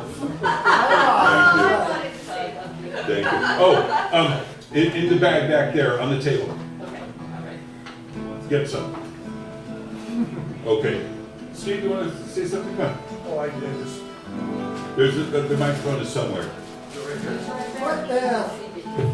Hi, everybody. I'm Steve, and I am probably, other than Jim, the least qualified musician that ever played with Shanachie band. And but I was on the last tour with Ronna, the drummer, that Dave so kindly mentioned. But I wanted to say that I heard a lot about Jim. I'd never met him. I never saw Shanachie in their heyday. I heard it was like legendary to me. And I was so thankful, John, to hear your testimony. So I had never met Jim. I heard about him for 20 years because I've known Dave for a long time, Dave Ritchie and Mike, and played guitar and sang with them. And we did an album with Robert. That's right. Robert Goldsboro was one of the bass Jim players. was always kind of a legend to me. And then I recently had been reading about veterans of D-Day, 1944, men and women that served in the military. And the government, federal government, followed their story, their life after, and it's interesting because after 5 years, so sort of in 1949, 90% or 85% of the stories that the veterans told about the landing could be corroborated by other platoon leaders, captains. And as the years, decades went on, I think after 50 years, only 20% of the stories could be corroborated by Smithsonian evidence of the landing and the various facts. So I know that there's some amount of fact and fiction with Shanachie, and I love that because there's almost like a mythological thing.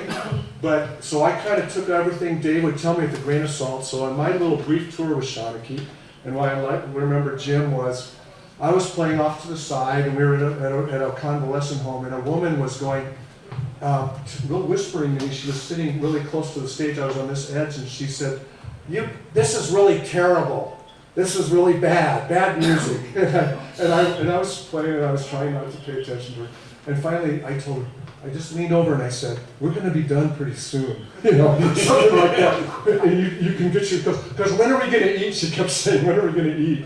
This is really bad." And I was whispering to her, "We're going to be done soon." And then we took a break, and Jim took me aside and said, in your Jim voice, because I'd never really experienced it, "We don't talk to the audience during our performance." That's good. That's good. Yeah, and I got scolded, and I was working for free too. Which was double insult to the injury, and so then I realized, well, maybe it's not. Maybe there is more truth to the stories, the legends. So I just had to say that. So thank you. So that was my brief comment, Jim. Gentlemen, why don't we do something at an up tempo in A? Yep. Guys, I shouldn't have to say this, so I won't.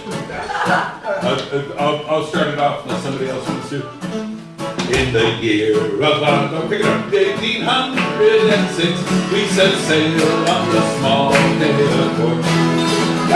We were sailing away with the cargo of bricks to the Grand City Hall in New York.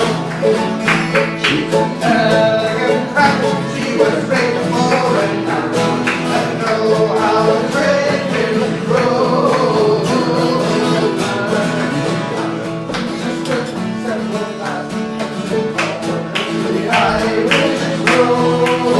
Now Phil did the actual second chorus as the first. That's okay. It's a free country. Nobody here to tell you to fight them off.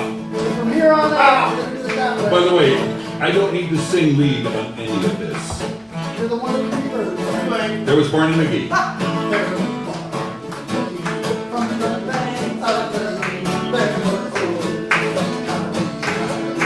Up Tyrone!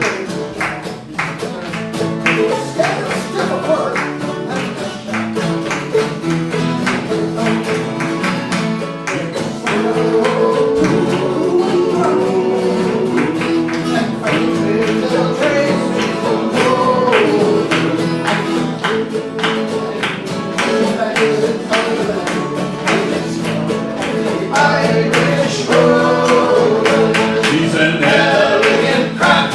She was rigged for a hat and know how the trade winds roll her. She had 23 masts and she stood several flats and they called her the Irish Rose. You see, I'm the only one who can actually sing that line. We had 1 million bags of best cargo rags. We had 2 million barrels of rum. Every million barrels of old Nanny Bill's tail. We had 4 million barrels of song. We had 5 million hogs, 6 million dogs, and 7 million barrels of porter. We had 2 million eyes, old blind horses' eyes in the whole of the Irish rover. She's an elegant craft. She was ready for a nap and know how the trade winds roll her. Hey! We had 1 through mass and she stood 700. Was every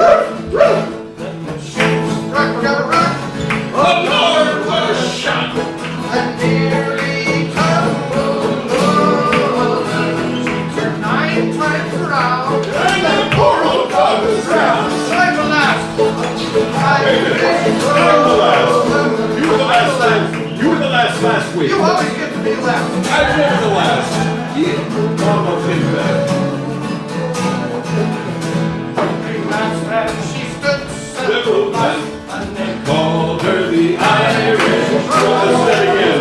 She's an elegant crack. She was built for a chat. And oh, how the ravens drove her. She had been between masses. She stood several times, and they called her the Irish Rose. Woo! Oh, and Rick, you can brought out bones for this? No, spoons. Spoons. Spoons, spoons, spoons, spoons. Oh, my. What? Yeah. Kick it off, Phil. Way hey and up she rises. Way hey and up she rises. Way and up she rises. Early in the morning. Hey, what are you gonna do with her? Say that, what are you gonna do with her? Say that, what are you gonna do with her? Say that. Early in the morning. Way hey and up she rises. Way hey and up she rises. Way hey and up she rises. Early in the morning. Come on. Shave is better than the rest of the razor. Shave is better than the rest of the razor. Shave is better than the rest of the razor. Early in the morning. Way hey and up she rises. Way hey and up she rises. Way and up she rises. Early in the morning. Feel how the water starts. Feel how the water starts. Feel how the water starts. Early in the morning. Way hey and up she rises. Way hey and up she rises. Way hey and up she rises. Early in the morning. Put her in the milk and make it drink it. Put her in the milk and make it drink it. Put her in the milk and make it drink it. Early in the morning. Way hey and up she rises. Way hey and up she rises. Way hey and up she rises. Early in the morning. By the way, the verses order never was the same twice because nobody could remember the correct order, and we just didn't worry about it. Quite often, lines would get sung twice. Tell us we're getting near the end. What? We're getting near the end. That's what you do with a drunken sailor. That's what you do with a drunken sailor. That's what you do with a drunken sailor. Early in the morning. Way hey up she rises. Way hey up she rises. Way hey up she rises. Early in the morning. Early in the morning.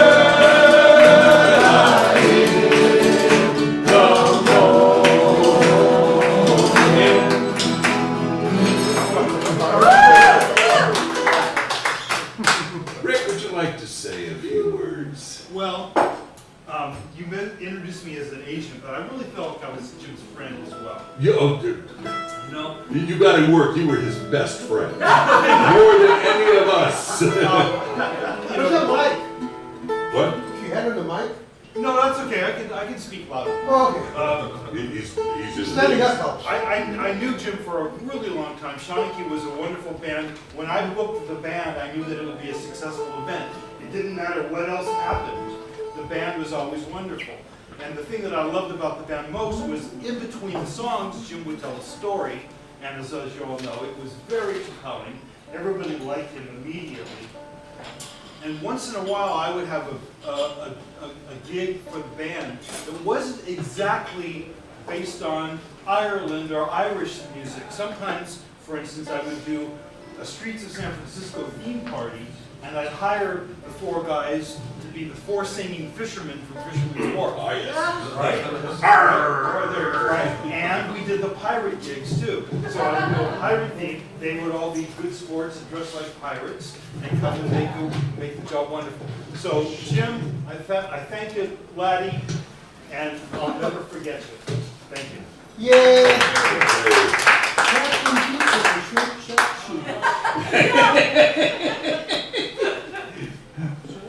Let me just take up the lull. I'm going to, I think I've got another couple here. let's see. Oh, someone else who hired us annually, sometimes twice a year. Later it became Christmas time only. Jim had left the group for a couple of years. He was in seminary, and during that time, I ran the group. And if we used the Shanachie name, I kicked him 10% off the top. And that was 2 to 3 years. But one of the things I did was I always made sure, Jim tried to make sure we got top dollar, but sometimes I was a little bit better than it. So we had a Christmas job at the flea market every year. And the first year I was in charge of it, I made certain that we got a scale. We were all AFM, I got a scale for it. It paid very nicely. And we did it for 3 years. Jim comes back and he calls to tell me that he renegotiated the flea market, and we were now getting a much lower amount. I said, Jim, that's my gig now. I'm sorry, but it is my gig now. I am paying you more than you negotiated for the whole band. Oh. The union eventually dropped A scale, so if there's an A scale left, that's the old B scale or worse. But that was the only gig I kept after Jim came back. But Rich Alvari was the one who hired us until they decided that having the Christmas fair the weekend after Thanksgiving with us strolling around. And I loved that gig because after my stroke, I couldn't play. So Jim and Phil pushed me around in the wheelchair, and I kept the book open. So, and we had stopped the pretense of trying to memorize everything by then. We were all kind of, we got old. Anyway, from Rich, yeah, the flea market guy, Rich Alvari, thanks very much for letting me know. Jim was a wonderful man. So grateful that Jim and all of you associated with Shanachie crossed my path. Very grateful. Please keep me posted on the album, which I will. Also during that time, we hooked up with someone else named Pat Ryan. And sometimes we were Pat Ryan's Celtic Junket.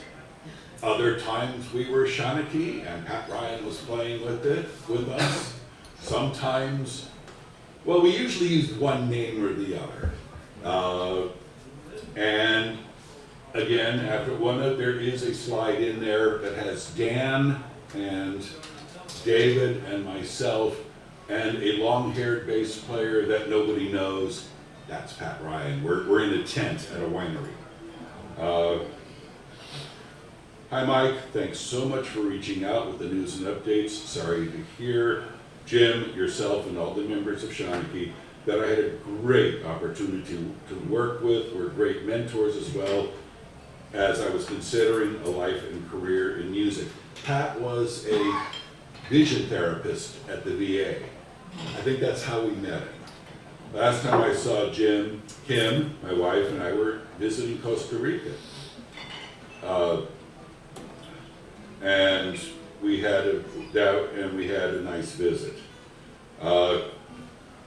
So that's Pat. I've got more, but I'll leave it at that. Is there anything else on the song list that we haven't? Oh, G. The Wild Rover. I was going to say G in 3. Well, I've been the wild rover for many years, and I spent probably money on whiskey and beer. I had a good part of mine too. And now I'm returned with gold and great store, and I never will play the wild rover no more. And it's gold and never. Gold and never no more will I play the wild rover.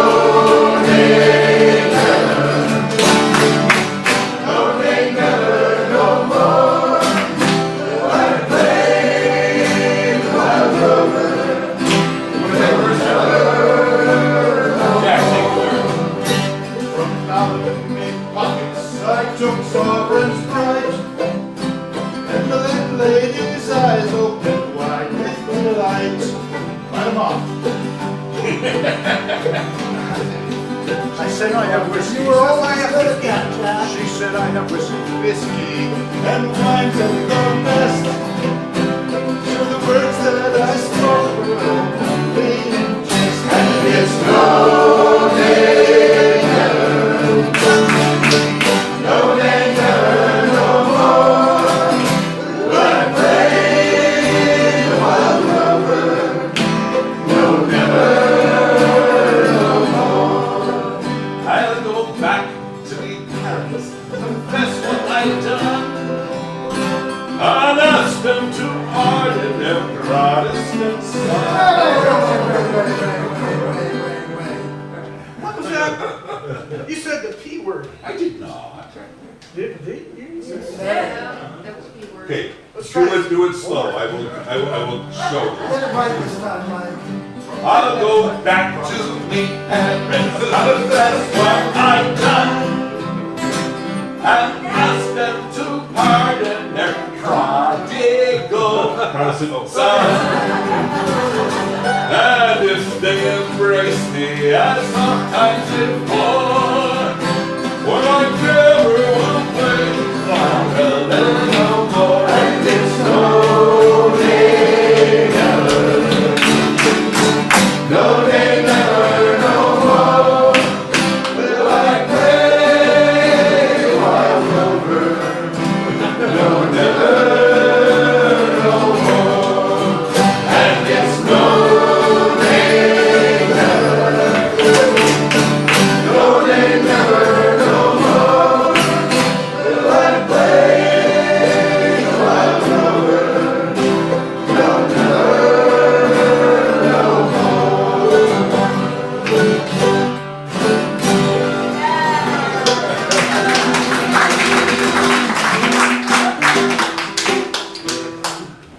There is a phenomenon that stroke survivors sometimes get, where we will just cry for no absolute reason at all, especially when we're feeling so good. And I am, This is a good reason, Mike. this is, Love you, Mike. I love all of you. This is just wonderful. I knew we'd have a good time, right? And I knew I'd feel great. But last night, when I'm looking at the Istanbul and Ireland and Germany pictures, which I will post as many as I can, and I'm thinking, you know, there were some moments when that was, there were occasional moments when that was some of the best times of my life. Old friend of the band, although he never actually played with us, did you, Mick? No, I didn't, but I played with Cisco and with Jack. Yeah, and I've jammed with you enough times, Lord knows, over the I'm years. surprised he admits playing with me. Who wouldn't? You're wearing shoes. I am, today. Cisco was my roommate through much of Ireland and on the cruise ship. I don't have the cruise pictures except a couple little things that say Royal Viking on them. But Cisco and I spent 6 weeks together in a itsy-bitsy little cabin on a boat going through the Atlantic. Cisco survived it. Can you imagine him in an itsy bitsy? It was so funny. We arrived in Ireland. This is the funniest thing I ever experienced because he was 6'5", 7". My draft card said 6'5". I was probably all the way down to 6'4" by then, but now my doctor tells me I'm 6'3". The reporter taking our names was about 6 foot, 6'1". He asked me if I looked at what he was writing. I can't see. I'm 5'8". Well, he said, Mike tells me, he took the names. Oh yeah, Phil Johnston, fine Irish name. Dave Sanford, fine Scottish name. Jim Rivera, yeah. Cisco Ochoa. I noticed, because I was standing behind him. They put the apostrophe in there.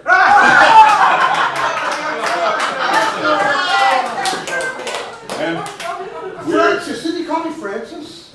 yeah, These guys are calling me Francis. That's a funny story. yeah, it was. The most Irish of them all. And then we're on the train. We go to the train from Limerick to Dublin. We're passing through Cork. Lots of people on the train because, as all the papers put it, Wacko Jacko, Michael Jackson. was playing a big concert in Cork. And so the train is loaded with tourists who are going to stop off at Cork.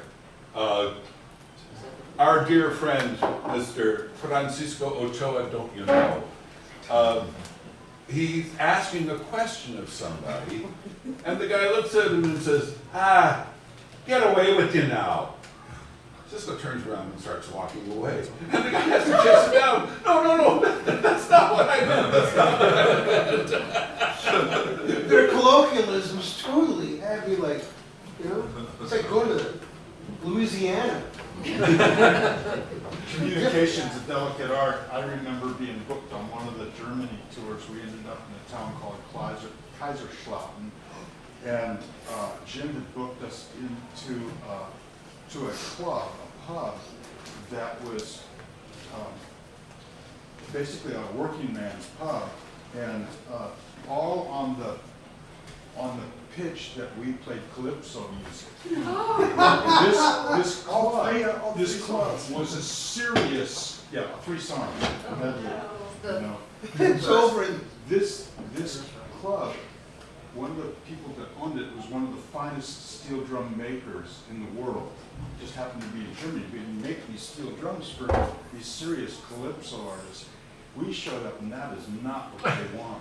And that was a very uncomfortable job. Were you on that one? No, that was one of those. That was the... You with David Hanlock or somebody. Mark. You know, it's interesting, you went to Kaiserslautern. When I was in the military, I was in Erlangen, which is outside Nuremberg. We used to call it K-Town. It's a dark city, man. Well, think about it in the 70s when I was there. It was scary. One of our German trips, we were booked into a place, and I noticed, I look around and I notice a distinct lack of females at this place. And Jim finally comes up and says, you know, these guys are all so nice to us. Jim, you do know that we're in a gay club, right? No. And I remember who, I know Jack was on that trip, which meant Phil was, and we just go, yeah. And it was fine. They were aggressive. That guy looks just like Matt. David? Matt with it. He played flute with the Chieftains. I said, he looks just like. He says, yes, that's his son, Matt Malloy, I believe. He owns this place. Wow. Germany is very tolerant, unlike Ireland. Okay. So it was an Irish bar in the middle of Germany, an Irish gay bar, and I don't think Jim ever quite figured it out. It was fun. We had a good time. We played good sets. They were very appreciative, and we liked that too. But we did some weird kicks. Probably wouldn't find a friendlier crowd. Yeah. You know? Yeah. Anyway. Very nice. Clean bathrooms. Joe, what's something that everybody's going to know from your day? Because you know we didn't really change the repertoire. Oh my gosh. Well, we did, Leaving the Liverpool, we did Uncle Bobby, we did Leaving the Liverpool. the train thing, we did all Leaving that stuff. the Liverpool, KD. PFD? So you started, so then fare thee well, my own. No, it's key of A, isn't it? No, it's D. D, it's in D. And it goes to the A for the... My own true love, and when I return, I didn't it will be another but my darling, I never sang on this. I just did the chorus. That was Anna Tobey. You, my own true love.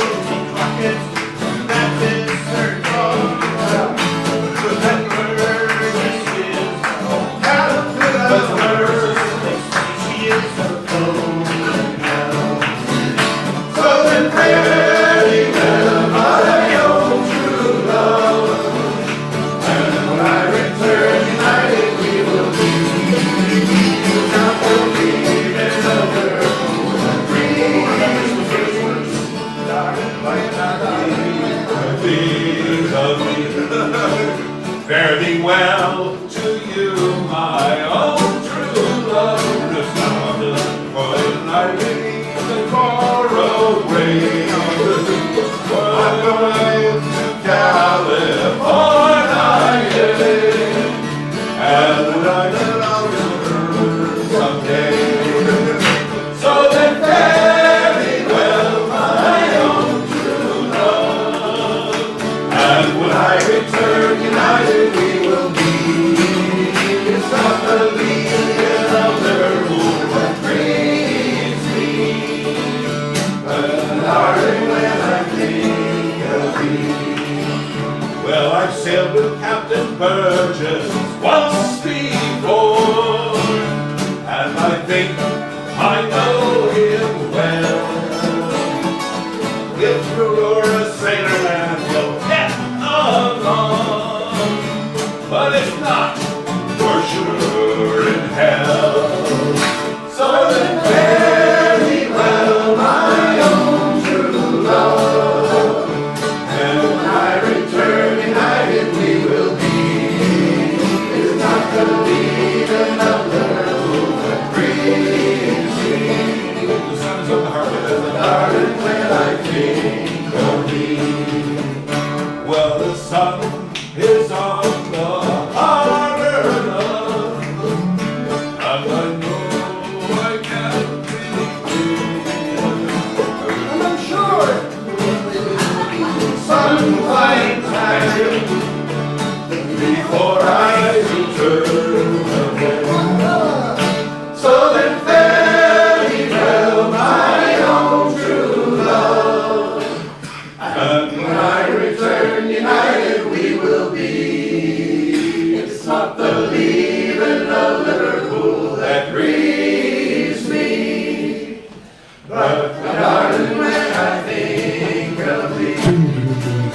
So then fare thee well, my own true love, and when I return united we will be. It's not the leaving of Liverpool that grieves me, but darling, when I think of thee.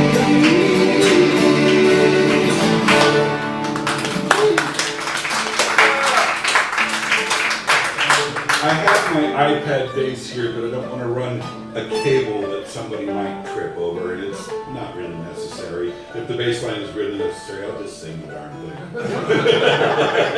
Say, you coming in on bass? That was me coming That down was bass. cool. Thank you. You know what, ever since you told me not to go boom boom on bass, go dim dim, Yeah. I've been doing that. Looks great. I had I changed somebody's life. Yeah, no, that goes dim dim. People know it's like that. Vocally, of course. Oh dear. Yeah, you don't go boom boom boom. You go dum dum dum. Oh, It's- yeah, It's yeah, more yeah. throaty and chesty and Yeah. even women can do it with their higher, what do you call it? Register? Yeah. Yes, because it works. The D carries better than the B, perhaps? Yes. Oh, somebody else. Thanks, Mike. Eric Horn. Eric. Eric! Well, I am part of it. Christian Ward. I am part of it. I got Eric, Eric, I brought a spare guitar if you want to pull one up. Well, I can, but I I don't know if I'll be any good. Not a requirement. I'm going to, yeah, I'm going to do another testimony. By the way, Eric, I found a lot of pictures of you there in the slideshow. As I Hello, Mike. I don't believe I know you, but can only assume. But I can only assume you were one of the hundreds of musicians to work with Jim at some time. My stay was brief, 84 to 86, I think, and I served with Dan, Dave, and Ed Roseman. Thank you for letting me know about Jim's passing. I hope it was peaceful and glad he was doing what he liked. Since I no longer live in California, it's doubtful that I will be attending the celebration of his life. but feel free to give my regards to any who may remember me. My best to you and yours, David Wheeler. Yeah, David Wheeler, and actually you have to note, David Wheeler was a veteran as well. Yes. He played in the Army band, actually, which you have to audition to get into the Army band, and they don't take just anybody. David Wheeler was a god. Yes. I saw him play with Shanachie once. I met him once. And that was it. He was in Boswell's on stage. I recognized him, and another one of his Jim's PR girls was not singing. It was Kelly Kayward, and I had done a show with Kelly Kayward in '82, and she's there. She invites me over. She says, you know, I know this guy. I said, yeah, I've seen it with Shanachie, and so he and I spoke about 10 minutes. And that was the only time that I ever met Wheeler, but he was playing his black carbon bass. Yeah, I'm the current carbon bass player in Shanachie, you know. It wasn't Mike Halloran, but it was Halloran. That carbon No. is remarkable. You still have that carbon, right? The fretless carbon was stolen from me when I returned to Shanachie in the mid-90s. It was stolen out of my van after a St. Patty's Day gig. I have another fretted carbon with a flame Koa top, and since my 2009 stroke, I can't play anymore. So on Christmas, I gave that to my daughter Margie, who's taller than I am, but she wears the bass, and she wears it exactly the same as I did when I was playing. I met her when she was this big. Yes. I remember her smiling face. And I remember your wife saying, "You're making me hot under the collar," because she was not doing what she was supposed to at 3 years old or whatever. Margie was 5 when I joined. Marjorie was 3 when she was born in '85. All the songs. And my daughter Marjorie, who actually is in 2 of the pictures, once as a little girl, once as an adult at the 2008 concert. Margie went to Ireland for her senior year abroad in college. And we sit down, and John Downey, who Phil may remember the name, and Cisco may remember the name, John Downey would go with us. We'd do our best Dublin accents while John Downey did his best American accent. He was also a journalist for the Irish Times, and we're still in touch a little bit. But John, when I accompanied Margie over to Ireland, I was the only parent who did, and I'd been there before, so they're all trying to pull out their notes to get on the bus to go into Dublin. I said, exact change only. If you give too much, they give you a receipt, you collect the receipts, you mail in your receipts, and they give you your change. Just to keep the bus drivers honest, don't you know? So John Downey, this Irish journalist, arranges a session at one of his favorite pubs. And so we sit down, and there's an extra guitar, and my daughter, who had taught to play a little guitar, she picks up the guitar, and she's doing every song note for note, and she knows all the verses, and she knows all the chords. She just looks at me and says, "Dad, I was paying attention."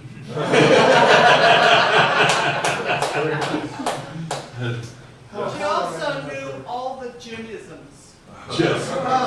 So she finished the phrase just right. She put the syllable right where it belonged. And she learned this when she was toddling. Wow. Yeah. I stopped taking her to Stanley's. You know, we keep going to Stanley's, and now it's the bar up from where we usually hang out, because they serve shots. So that's why we go there. Everybody hollers shots, and we go down to Stanley's, and we run back and hear the music. So we still go there. Yeah. And then Julie was born There is a picture of us leaving for Germany in 1990, and Sylvia, myself, and now 5-year-old Margie, and a few months old Julia is there. Margie became a professional musician. She teaches. Julie is married to an accountant in San Francisco. I'm pretty certain their husbands make more money than God and bless them for that. So it's wonderful. And that's Ken Plurd, who can't make it today, but he was going to. Let's do in South Australia I was born, Evil away, all the way. in South Australia round Cape Horn, Bound for South Australia. all the way you rolling king, Evil away, all the way. all the way you'll hear me sing, we're bound Bound for South Australia. as I went back to the evening fair. Evil away, all the way. Was there I met Miss Nancy Blair. Bound for South Australia. All the way you rolling king. Evil away, all the way. All the way you'll hear me sing. We're bound for South Australia. I shook her up, I shook her down. Evil away, all the way. I shook her all around Cape Town. Bound for South Australia. All the way you rolling king. Evil away, all the way. All the way you'll hear me sing. We're bound for South Australia. There's just one thing that grieves my mind. Evil away, all the way. Miss Nancy Blair behind. We're bound for South Australia. All the way you rolling king. Evil away, all the way. All the way you'll hear me sing. We're bound for South Australia. And as you wallop around Cape Horn, Evil away, all the way. I wish to God you'd never been born. Bound for South Australia. All the way you rolling king. Evil away, all the way. All the way you hear me sing. We're bound for South Australia. All the way you rolling king. Evil away, all the way. All the way you'll hear me sing. We're bound for South Australia. We're bound for South Australia. We're bound for South Australia.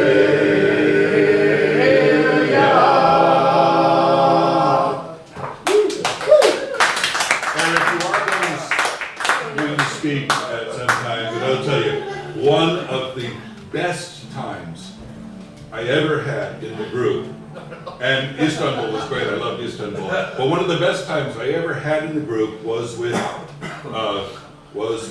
Jack and with Eric.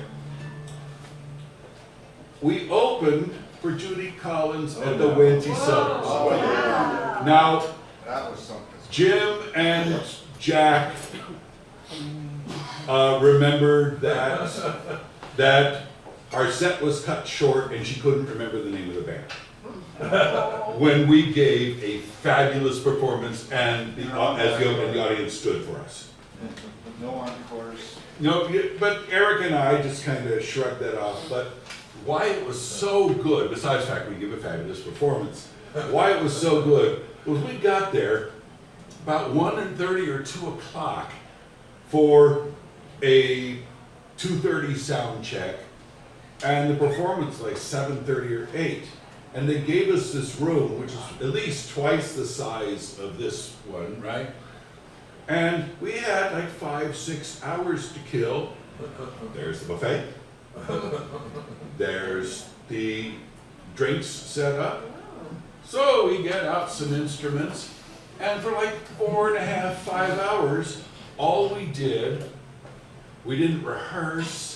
We just played, and we jammed, and we had fun. You got nice and warmed up. We were, well, we didn't get as warmed up as she did,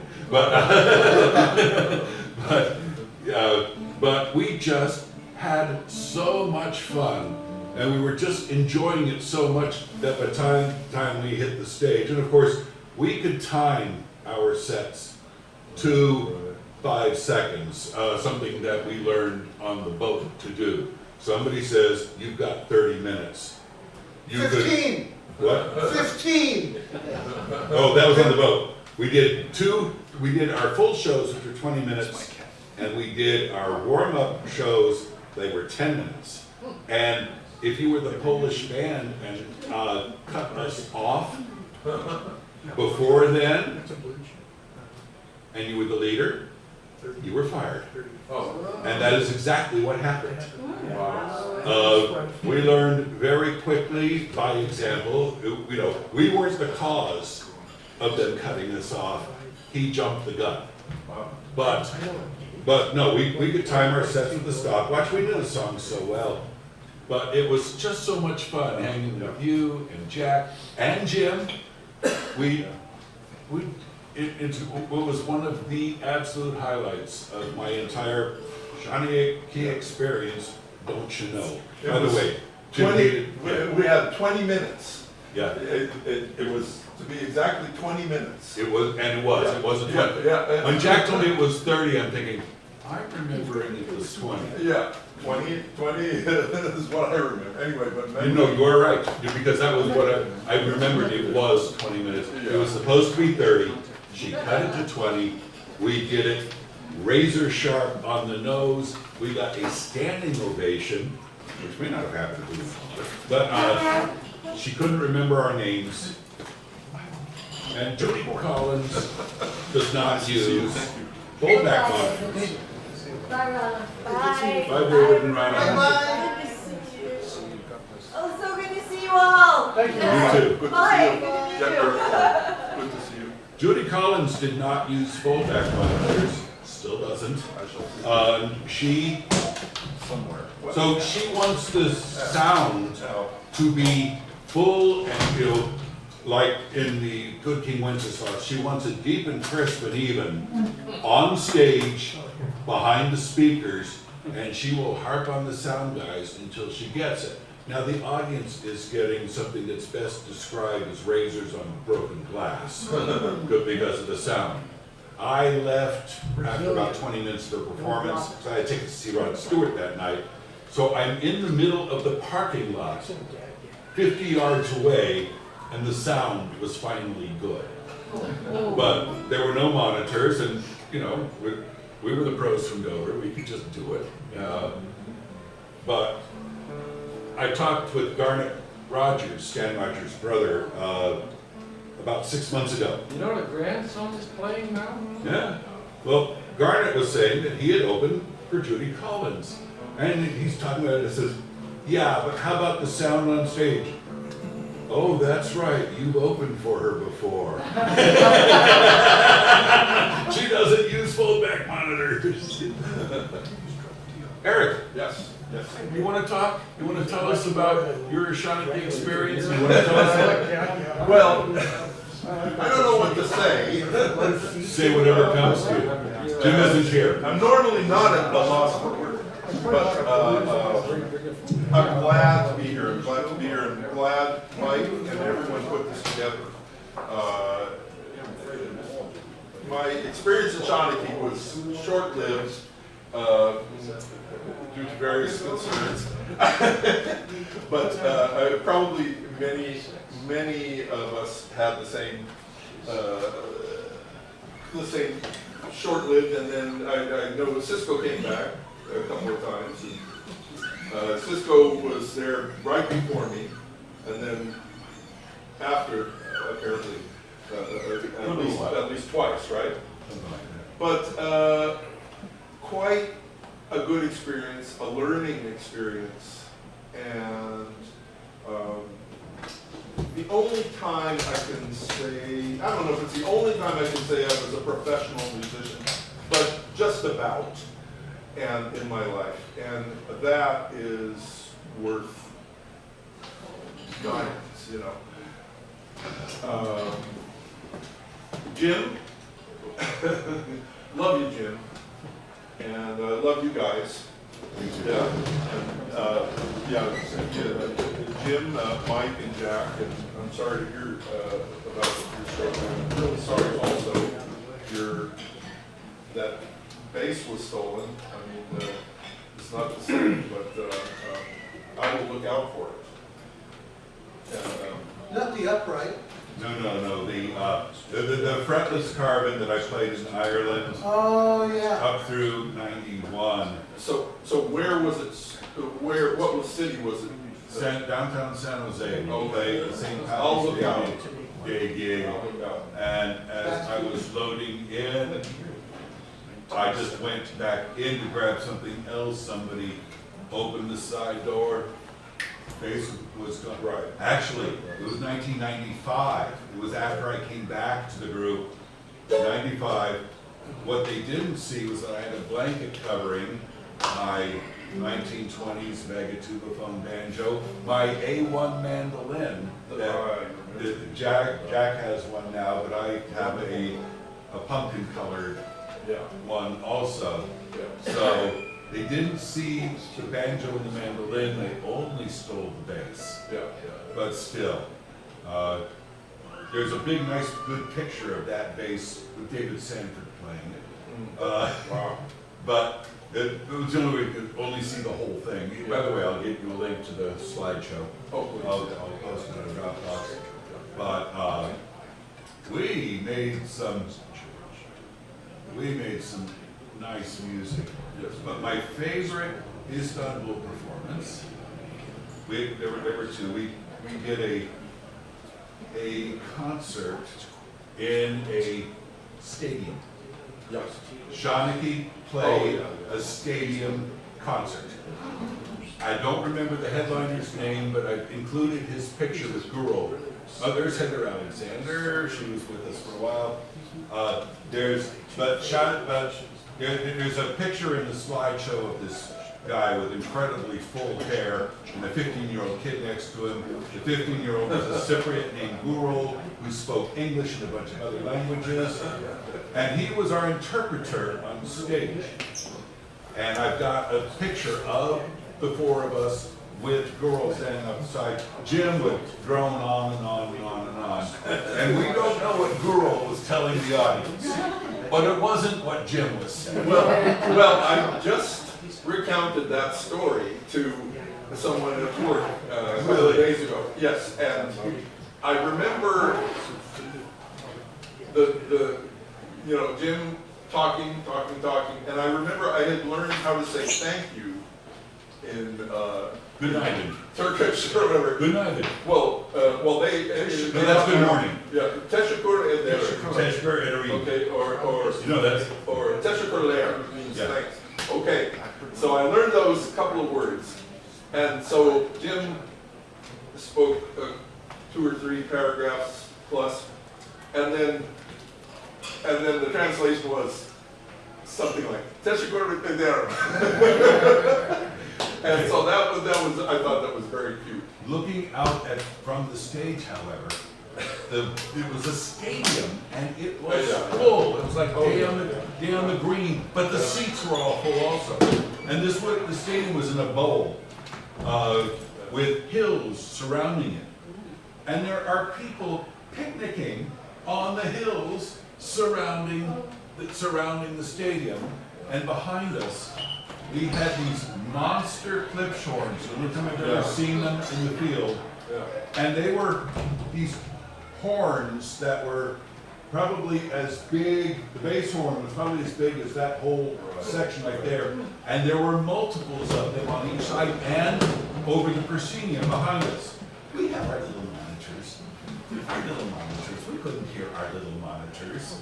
And it didn't matter because the sound was clear and was apparently reaching everybody. Well, their clips, I remember those clips monitors. Huge. They were like bigger than our mains. Yeah. The monitors alone. Yeah. And I remember we were hustling to get on stage and get set up, because again, we only had a few minutes or whatever to play before the next choice. And I hit a chord, and it was like, whoa! But it didn't feedback. Okay, well, I guess they're loud enough. So, and then the night before we left, we were told that there was going to be no event, just awards. It was not going to involve music, it was just an award ceremony. So they hustled all our equipment to the airport. we show up, everybody's performing. And we have no instruments, no anything. Well, it was one of these Greek amphitheaters at Vermillion Castle that you always read about. They had the perfect acoustics, right? Perfect acoustics. The Greeks knew how to build them. You read about it. Well, we have no instruments. There's a picture of me in the slideshow holding a double bass with only 3 strings. Right. Because the Czech bass player brought his, and his bass had broken a string. So only 3 strings. Poor guys. So I go out and I said, and all of a sudden I'm getting that the acoustics are just great in this. And I look at Jim, I said, Jim, we don't need a PA. We're going to trust that this Greek theater, which held like 3,000 people, was going to be good enough. But we couldn't. There was no PA for us to set up. So we walk on stage and I think, oh dear, okay. I hit a note on the bass and I hear, oh, we're gonna like this. and what do we do? And I just look at Jim and says, Jim, we're Americans. We do this land is your land. And Jim just starts off with this land, and we kicked it in. We probably did, 15, 20 minutes or so, maybe that. I don't even remember the show. I remember, well. Yeah, I only remember the opening song. I remember parts of that. One of the Georgian dancers who would go down on their knees. Oh gosh. On the cobblestones. He went down on the knee and had to be carried off by 2 of his mates. Yeah, I remember that. And I remember for gifts at that ceremony, Jim had brought bottles of tequila, I think it was, or bottles of whiskey, but in Turkey, whiskey and such was kind of verboten. Yeah, Muslims don't drink. So the girls and the bands and the dancers were giving each other like costumes. Well, it came time for us to present our gifts, and so I went with the bottle of tequila, but I didn't just like hand. I sort of like held it here off to the side and around my back, and the girls going. And so I go like this, and then the audience laughed, which made me feel better. But no, it's Istanbul. We did some weird stuff in Istanbul, right? The freeway is marked for 4 lanes, and he was like, "Hey, Bill. Hey, nice to see you. Did you want to say anything?" He said, "Good, good." Yeah, it was my little brother's fault. Different time. Your little brother's fault. Yeah, the whole thing. Gentlemen. Gotcha. Yeah, so the whole thing was my little brother's fault. He followed my footsteps as a music major at San Jose State, and I guess he was hanging out with Cisco, but he was also hanging out with this guy, Jim Rivera. And at that time, I owned a recording studio called Astral Sounds in San Jose, and my brother called me one day and said, "So I got a guy with an Irish folk band. I think might be a good client for you, but he's kind of got a lug nut loose." So, but little I know, hey, it's a gig. So, my biggest memory is like the very first session. You guys would play, but then it was like, once you stop playing, these guys are all going to kill each other. And then they play again, everything's fine. And then they stop, everybody's going to kill each other.